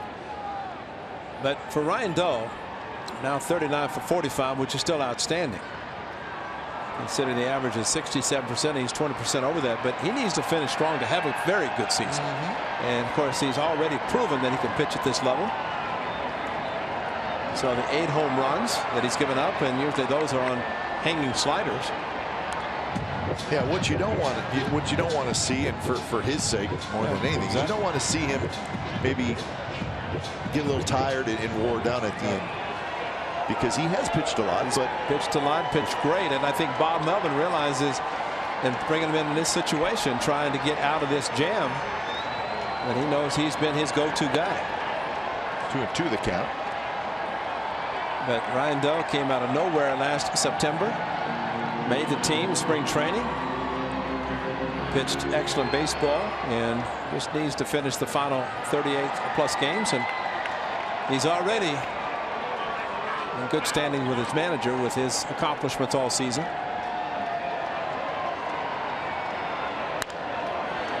Little pop-up. Pinder is going to have to wait. Bare hands, throws to first. He throws it wide. So Shuck is going to hustle over to third. And a very interesting ball. It was a pop-up, but Pinder just could not get to it in the air, and then he knew he had to hurry. And he ends up throwing it past the first baseman. And I think he barehands the ball, and he did catch it with his bare hand, which means one thing: you usually do not have a very good grip. And really, sometimes the best thing to do is put it in your pocket. Good speed, and the way the ball checked up, it's got to be tough to throw out Anderson anyway. And throw that no chance for Alonso, and I bet that had to do with the grip, just not having the four seam that everybody but the pitcher wants to have. So it goes as a single and then an E4. The E4 is what allowed Shuck to move up. Dahl looks like he's going to get a big out here, and he does. So Melky Cabrera on the first pitch pops out to Maxwell, 2 outs. Wow. That is a huge out, because he usually puts the ball in play positively, and the A's are playing back for 2. So Ryan Dahl, really a pretty good pitch to drive, but he popped it up, and Maxwell fortunately found it. There's one recently that popped up near him and he couldn't find, and this one he does find, makes the out, and now the big tough Jose Abreu.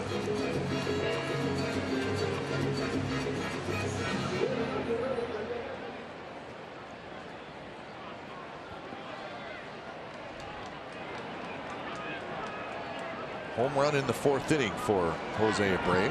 It's blocked by Maxwell. Anderson takes off, so he's going to get a stolen base. He was moving on the pitch. So a couple of stolen bases, actually 3 stolen bases now for the White Sox in this game. And they're being held on too, and Maxwell had to be concerned about blocking the ball with the run at third. He did a great job. Excellent technique, as Marcus Jensen working hard with the catchers to make sure they have the proper technique. That one inside, 2-0. Same situation as last at bat, second and third. After the stolen base by Cabrera, and Abreu went after a 3-1 fastball, almost hit him, popped it up weakly to short, trying to drive in runs.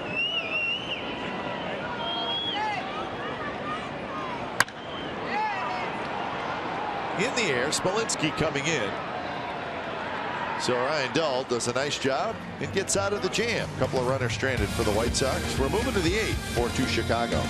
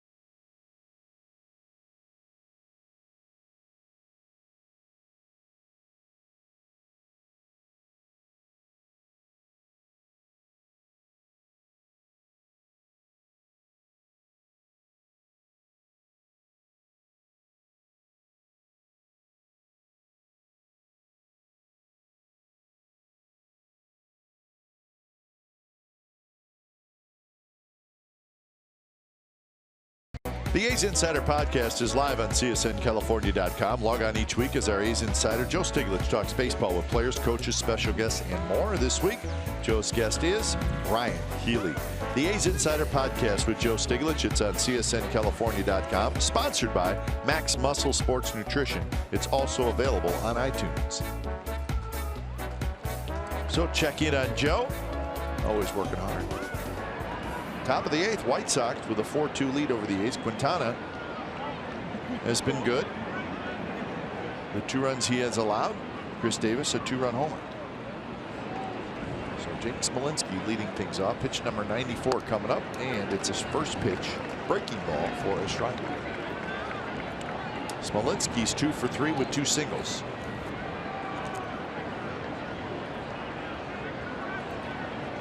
Unlike Chris Sale last night, pitch count a little bit better today. Sale ended up throwing 120 last night. Kind of has a pretty good chance with his pitch count, maybe trying to complete the game, although bullpen activity looks like. He had the win in Oakland, but Nate Jones gave up a 2-run single to Alonso in the 8th inning and tied it. And then there's a guy named Jimmy Rollins who played for the White Sox. That's right, he hit a home run, didn't he? Solo home run top of the 9th off Sean Doolittle. Nate Jones, the setup man to Robertson, so he is up again. Decision time for those 2 guys, Robin Ventura and Don Cooper.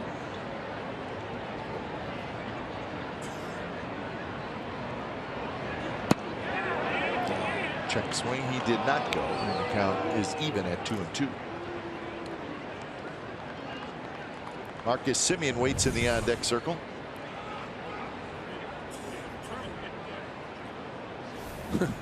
See the manager and pitching coach both point to first base.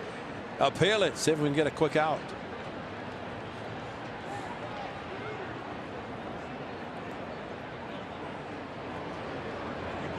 Setting up outside, it misses off the plate.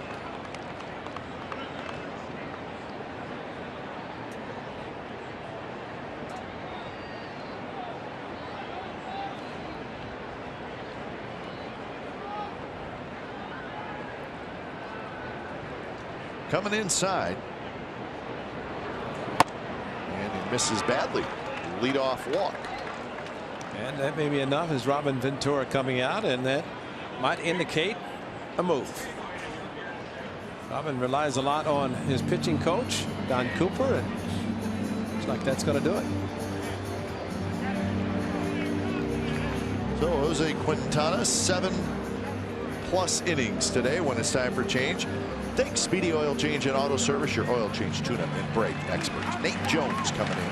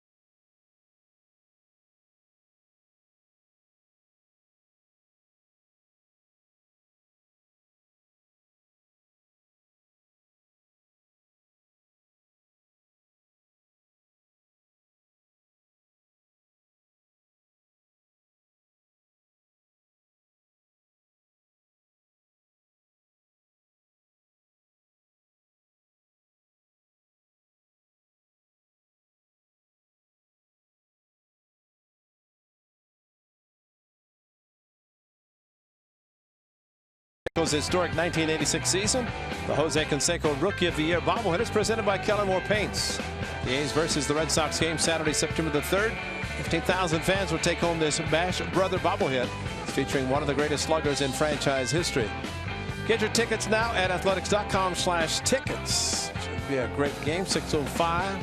Red Sox and your Athletics. And Nate Jones came into the 9th inning last night, had to leave because he gave up a couple of runs, including a solo home run to Danny Valencia. First pitch to Simeon is a strike. Threw 14 pitches last night, a third of an inning. Well, it's got a little herky-jerky delivery, and you have to be patient to pick up the baseball. Save opportunities, really not their closer, just 3 for 11, which means setup men giving up some runs, as he had a blown save in Oakland early in the season. Giving up the 2-run single, so he's trying to do it tonight or this afternoon. 7+ innings for Jose Quintana. 2 runs, a walk, 6 strikeouts, and 99 pitches. The 1 walk leading off this inning, and that's it. It's almost like Robin Ventura and Don Cooper were going batter to batter and lead off walk. It usually does not result in good things, so they take him out, bring in Jones. That's Dan Jennings, the only lefty in the White Sox bullpen.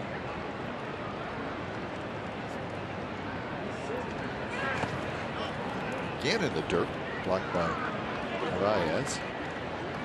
So the count even at 2-2.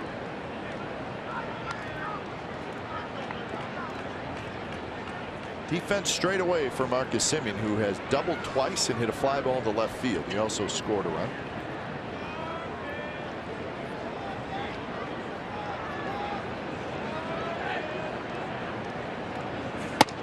Inside, 3-2.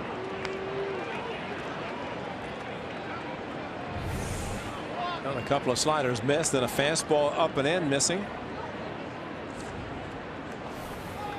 So sit fastball, see if he gets it. Maybe try to fool him with a slider. That's foul. Interesting delivery by Nate Jones. He holds the ball out away from his body when he's ready to throw. He just holds it out there. Yeah. It's different. And it's not smooth in the delivery either. Herky-jerky, funky delivery, and that's why as a hitter you have to. Well, you saw Marcus Simeon in the on-deck circle waiting and watching him take his 8 warm-up tosses, and just got to get an idea. They're familiar with him. High fastball hit up over our head. Check out his arm, his throw. He kind of reaches back, holds it there a little bit. You don't see that very often. No. Usually it's kind of a continuous motion. Well, and really gives the hitter an opportunity. If you have real good eyes to see the grip of the baseball, and like Ted Williams could actually see the grip of the baseball and determine what pitch it was. Just foul. That one running in on Marcus Simeon. But the biggest question now, does he call a breaking ball? As mentioned, Keith Foulke's name, who had a great changeup. He was a former catcher and threw like a catcher, but ball behind his ear. A little bit of the same type of delivery as Jones. In the air, foul territory in front of the A's dugout is Abreu, and he reaches in and just cannot quite get it. How you doing, Vody? That's a big man falling into the A's dugout, so if you're going to try to help him after the ball lands, you better be ready. You're definitely not going to stand up to hold him up, because it's the visiting dugout. He reaches as far as he can and then says, "Hey, Vody, how you doing, buddy? You're an all-star." Popped him in the back a little bit. Isn't it amazing how a player goes to the other dugout and everybody just sits there? They will not help. Yeah, if they're doing anything, they're like, no chance. You know, trying to encourage him not to even try to go in the dugout. Broken bat, looped foul. You know, Marcus has walked 5 times in this at bat. Well, that's true. But they're fastballs, and that was off the plate in. But you know, the at bat, and while he's seen 10 pitches after starting 0-2, a total of 10 pitches, but he's not being overly aggressive. It's a broken bat, Jerry. He's allowed to put pine tar on it. It's the only time. You can't go back with a good bat and do that, but it's a broken bat. but he's not being overly aggressive, almost as if he's thinking about getting a slider, and he wants to be a little bit extra patient. Piece of wood laying right by the plate.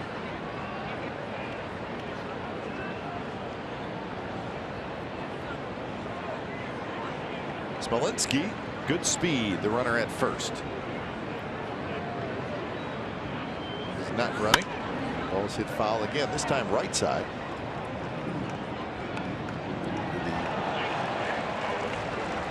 We'll call it maybe the club level type situation, right in front of the writers press box, which is down the right field line.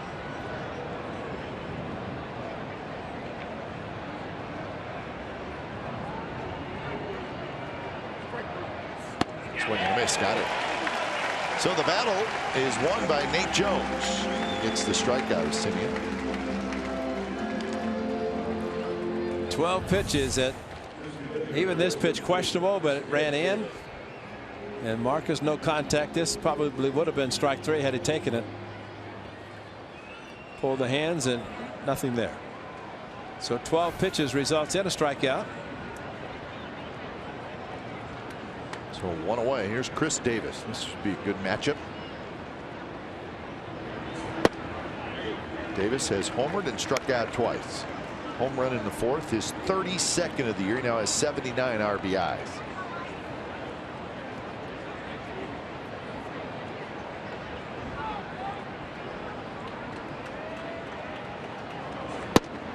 Tight slider, 0-2.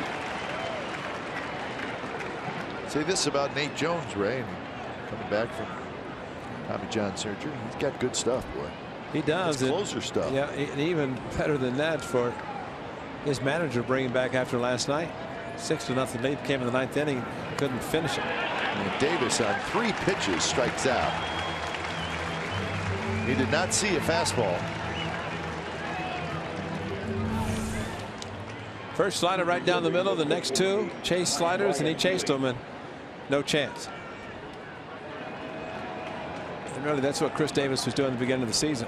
He moved up on the plate and stopped swinging at the slider off the plate that much.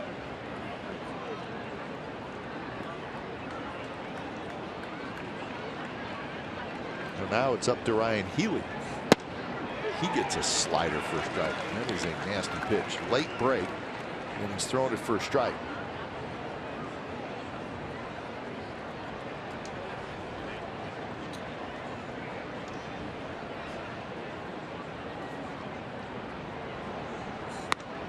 And then he goes to a 97-mile-an-hour fastball, and he gets a strike there. Slider, then fastball, and a good fastball location. A pitch that Ryan Healy has hit to right center field. Hit it hard. Takes that one, lays off, down and away.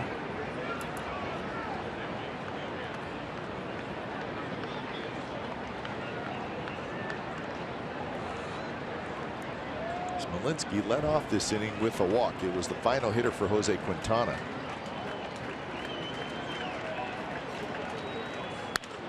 Up the middle, Jones kick saves, rolls back toward home plate, and Healy's going to have a hit. I think the A's got a break there, Ray, because yes, they did.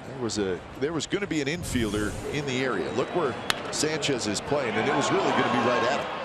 Yeah, and it wasn't hit that hard. It was a protecting swing with a couple of strikes. Just reach for it, and you know it's important for a pitcher to know where the infielders are positioned, especially the middle infielders. And so Don Cooper out to visit with Eibner, and actually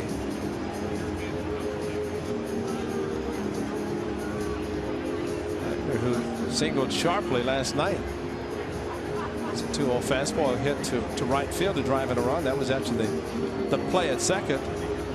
That rare fielder's choice where Anderson missed the bag. Now Rosie asked him today, the official scorer, who's that name? Rosenbaum. He said, of course that's an error. And I said, well, your guy last night called it a fielder's choice. Should have been an error.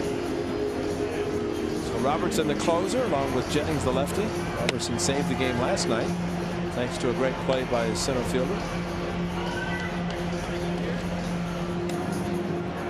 So Eibner steps up. Big chance for the young outfielder.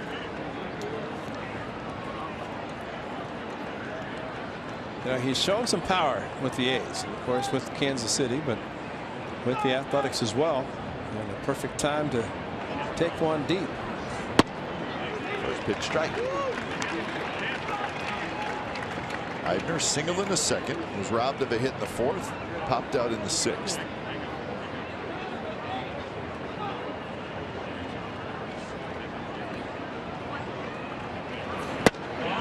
Miss. It's 0-2. A couple of good sliders from Jones.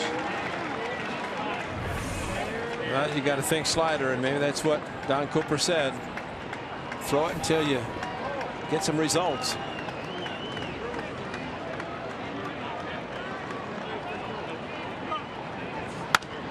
And that one hung a little bit. Eibner fouls it back.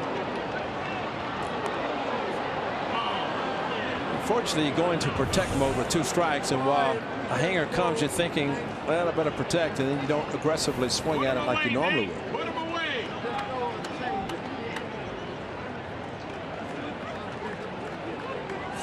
Fastball is high, 95 miles an hour.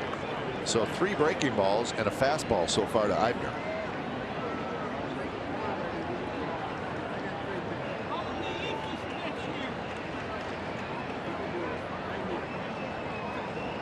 Two on, 2 out here in the top of the 8th. Good take by Eibner. Was able to lay off the slider.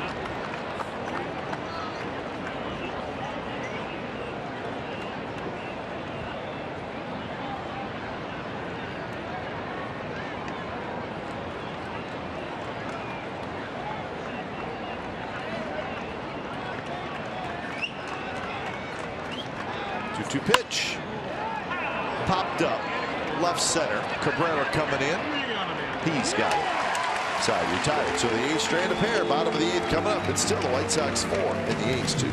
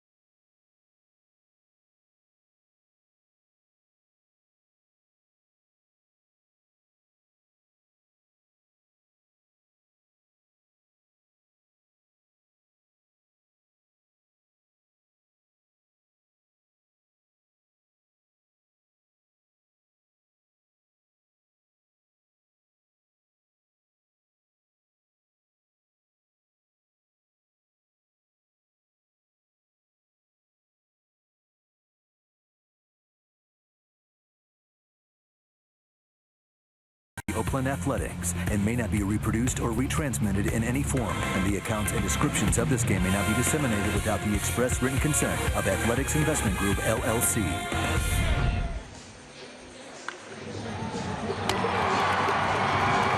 This game summary brought to you by your local Toyota dealers. 2-9-1 for the A's, 4-10-0 for the White Sox. Zach Neal pitched into the 5th inning, gave up all 4 runs. Jose Quintana was very good, 7+, 6 strikeouts. Abreu with the home run early. Marcus Semien has had a good day. Chris Davis, another home run, his 32nd of the year. But right now the A's trailing 4-2. They get one more shot in the top of the 9th inning. New pitcher is Daniel Colon. He'll face Morneau, Frazier, and Narvaez.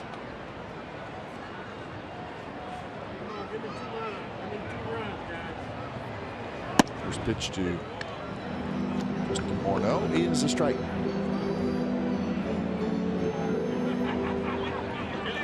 Bingo, baby. It's not a safety. It's not a safety.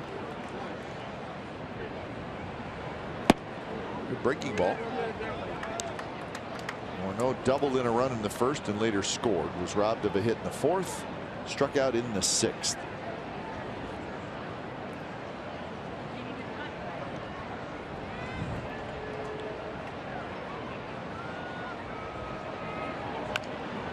Check swing roller foul.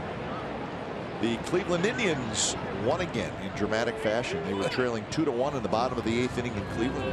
Jose Ramirez, who tied the game last night, right? Yeah. Was that last night or Friday?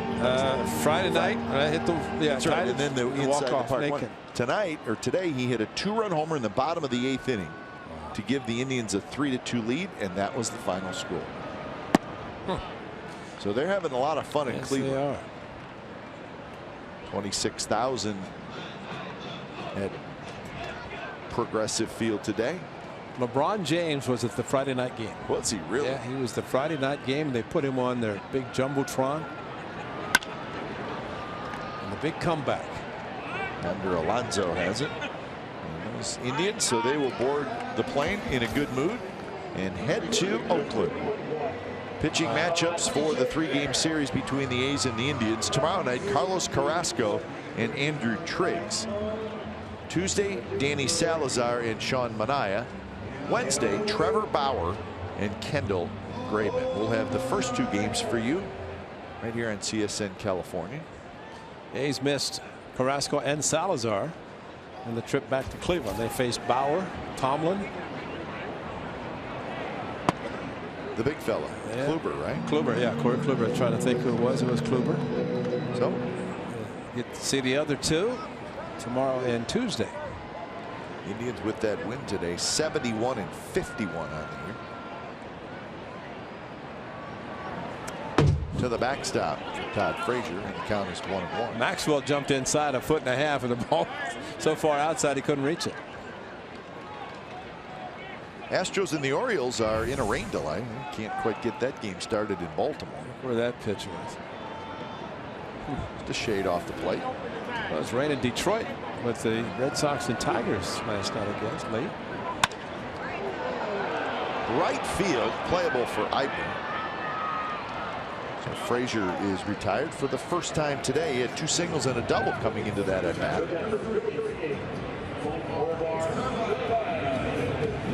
Omar Narvaez, the catcher, steps up. Interesting news in that Astros game, which has not started yet, is Yulieski Gurriel, the Cuban player that was signed by the Houston Astros, was called up yesterday. That's right. That's right. And he is in the lineup today. He's the designated hitter for the Houston Astros. He signed that 5-year, $47 million contract with the Astros. Yulieski Gurriel. Bregman, the third baseman's up. Yeah. Let Gomez go. So trying to hang on. your major league debut, and you got to wait out a rain delay in Baltimore. That's not fair. Yeah, but it's a home run hitter place to play. If that's your case, you know, you'll be happy to wait it out. But that's a long wait. But as we know, Stephen Vogt probably is going to hit in the bottom of the 9th inning. With the schedule the way it is, Astros into Baltimore just 1 time. This would be the final game, so they'd stick around a while to play. Breaking ball, called the ball, but a good pitch. The Rays beat the Rangers 8-4, so that game just went final.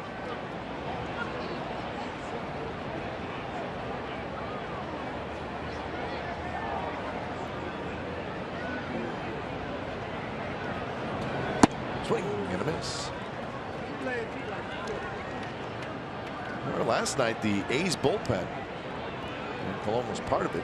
A's bullpen went 4 no-hit innings with 6 strikeouts.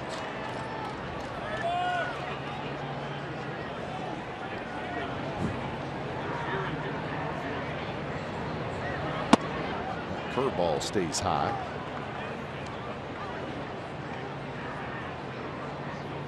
Narvaez is 0 for 3 in the game. Ninth inning. These will have Alonso, Pinder, and Maxwell. Robertson is warming up for the White Sox. A little flare over Pinder's head. A 2-out single for Narvaez.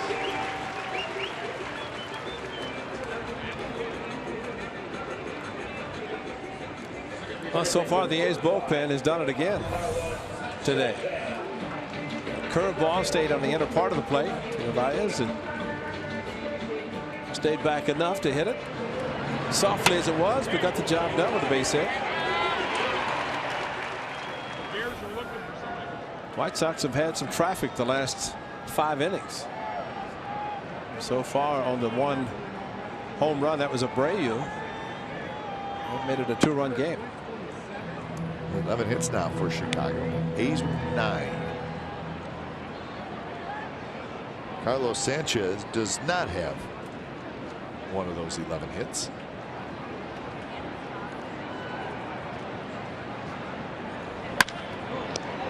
Healy playing in. He's got it.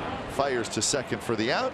And that ends the bottom of the 8th inning. Last shot for the A's. Robertson coming in for 2 Chicago.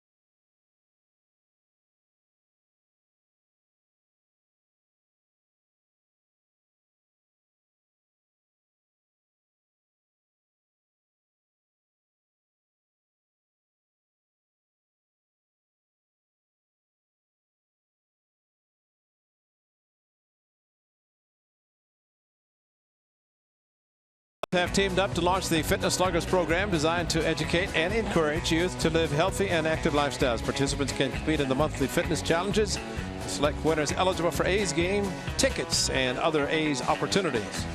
Take the Fitness Sluggers pledge and download the Fitness Sluggers posters by visiting athletics.com/fitness. So can the A's pull it off? It's Paul Konerko. That's David Robertson. When it's time for change, think Speedy Oil Change and Auto Service, your oil change tune-up and brake experts. So Robertson, a save last night. He came in to the top of the 9th when the A's were putting together a rally.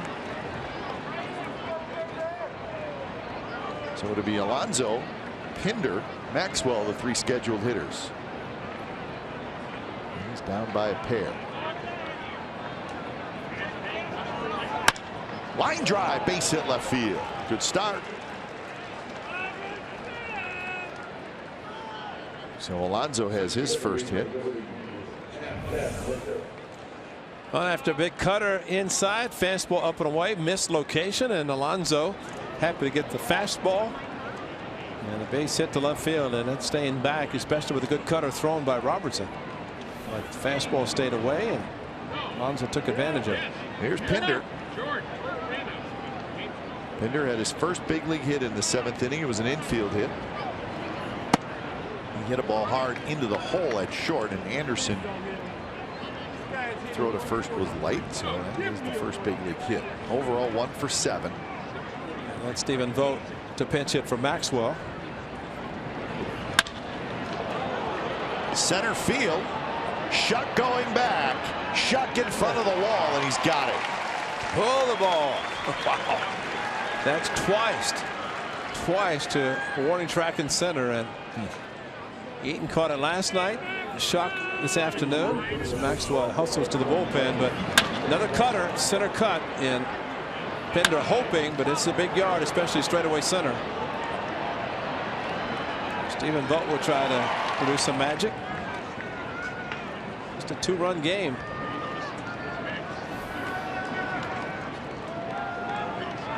So here is Vogt hitting for Maxwell.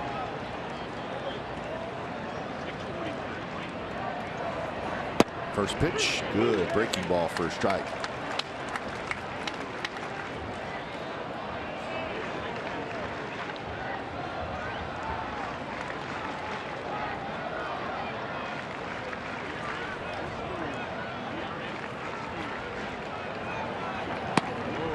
Blocked. Vogt hit a home run on Friday night. James Shields curveball, and Stephen Vogt with his 10th. I'd like to get one of those cutters coming into him and do the same thing. Be a thing of beauty in this game.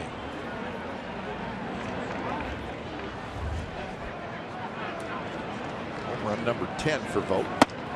Chased a high fastball, 93 miles an hour. It's tough for a hitter in this spot not to think about hitting a home run. Yeah, and just often to come off the bench also for 8 innings. You're sitting and sitting and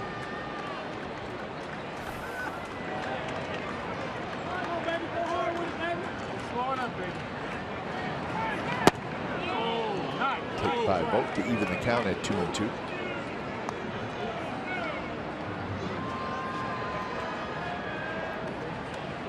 you always have the cutter in the back of your mind as a hitter, and even as a left-handed hitter.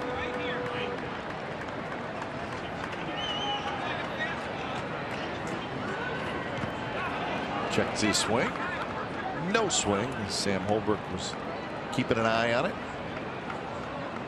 Stephen Vogt did not hesitate. He stayed there knowing that he did not swing, and he did not. Recognize the cutter in the dirt. Now thinking about it again.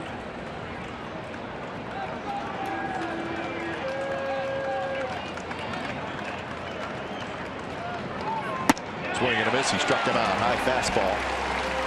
So Vogt will be frustrated. He chased a couple pitches that were not strikes. Just went up the ladder and wow. So 9 strikeouts now for White Sox pitchers in this game. And it's up to Coco Crisp.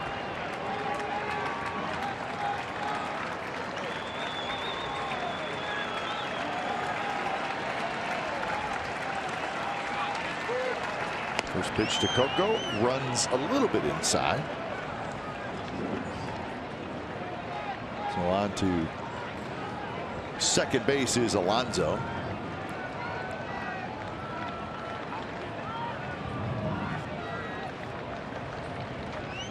So quick meeting at the mound. Coco Crisp today is 1 for 4. 4 for 9 in his career against Robertson.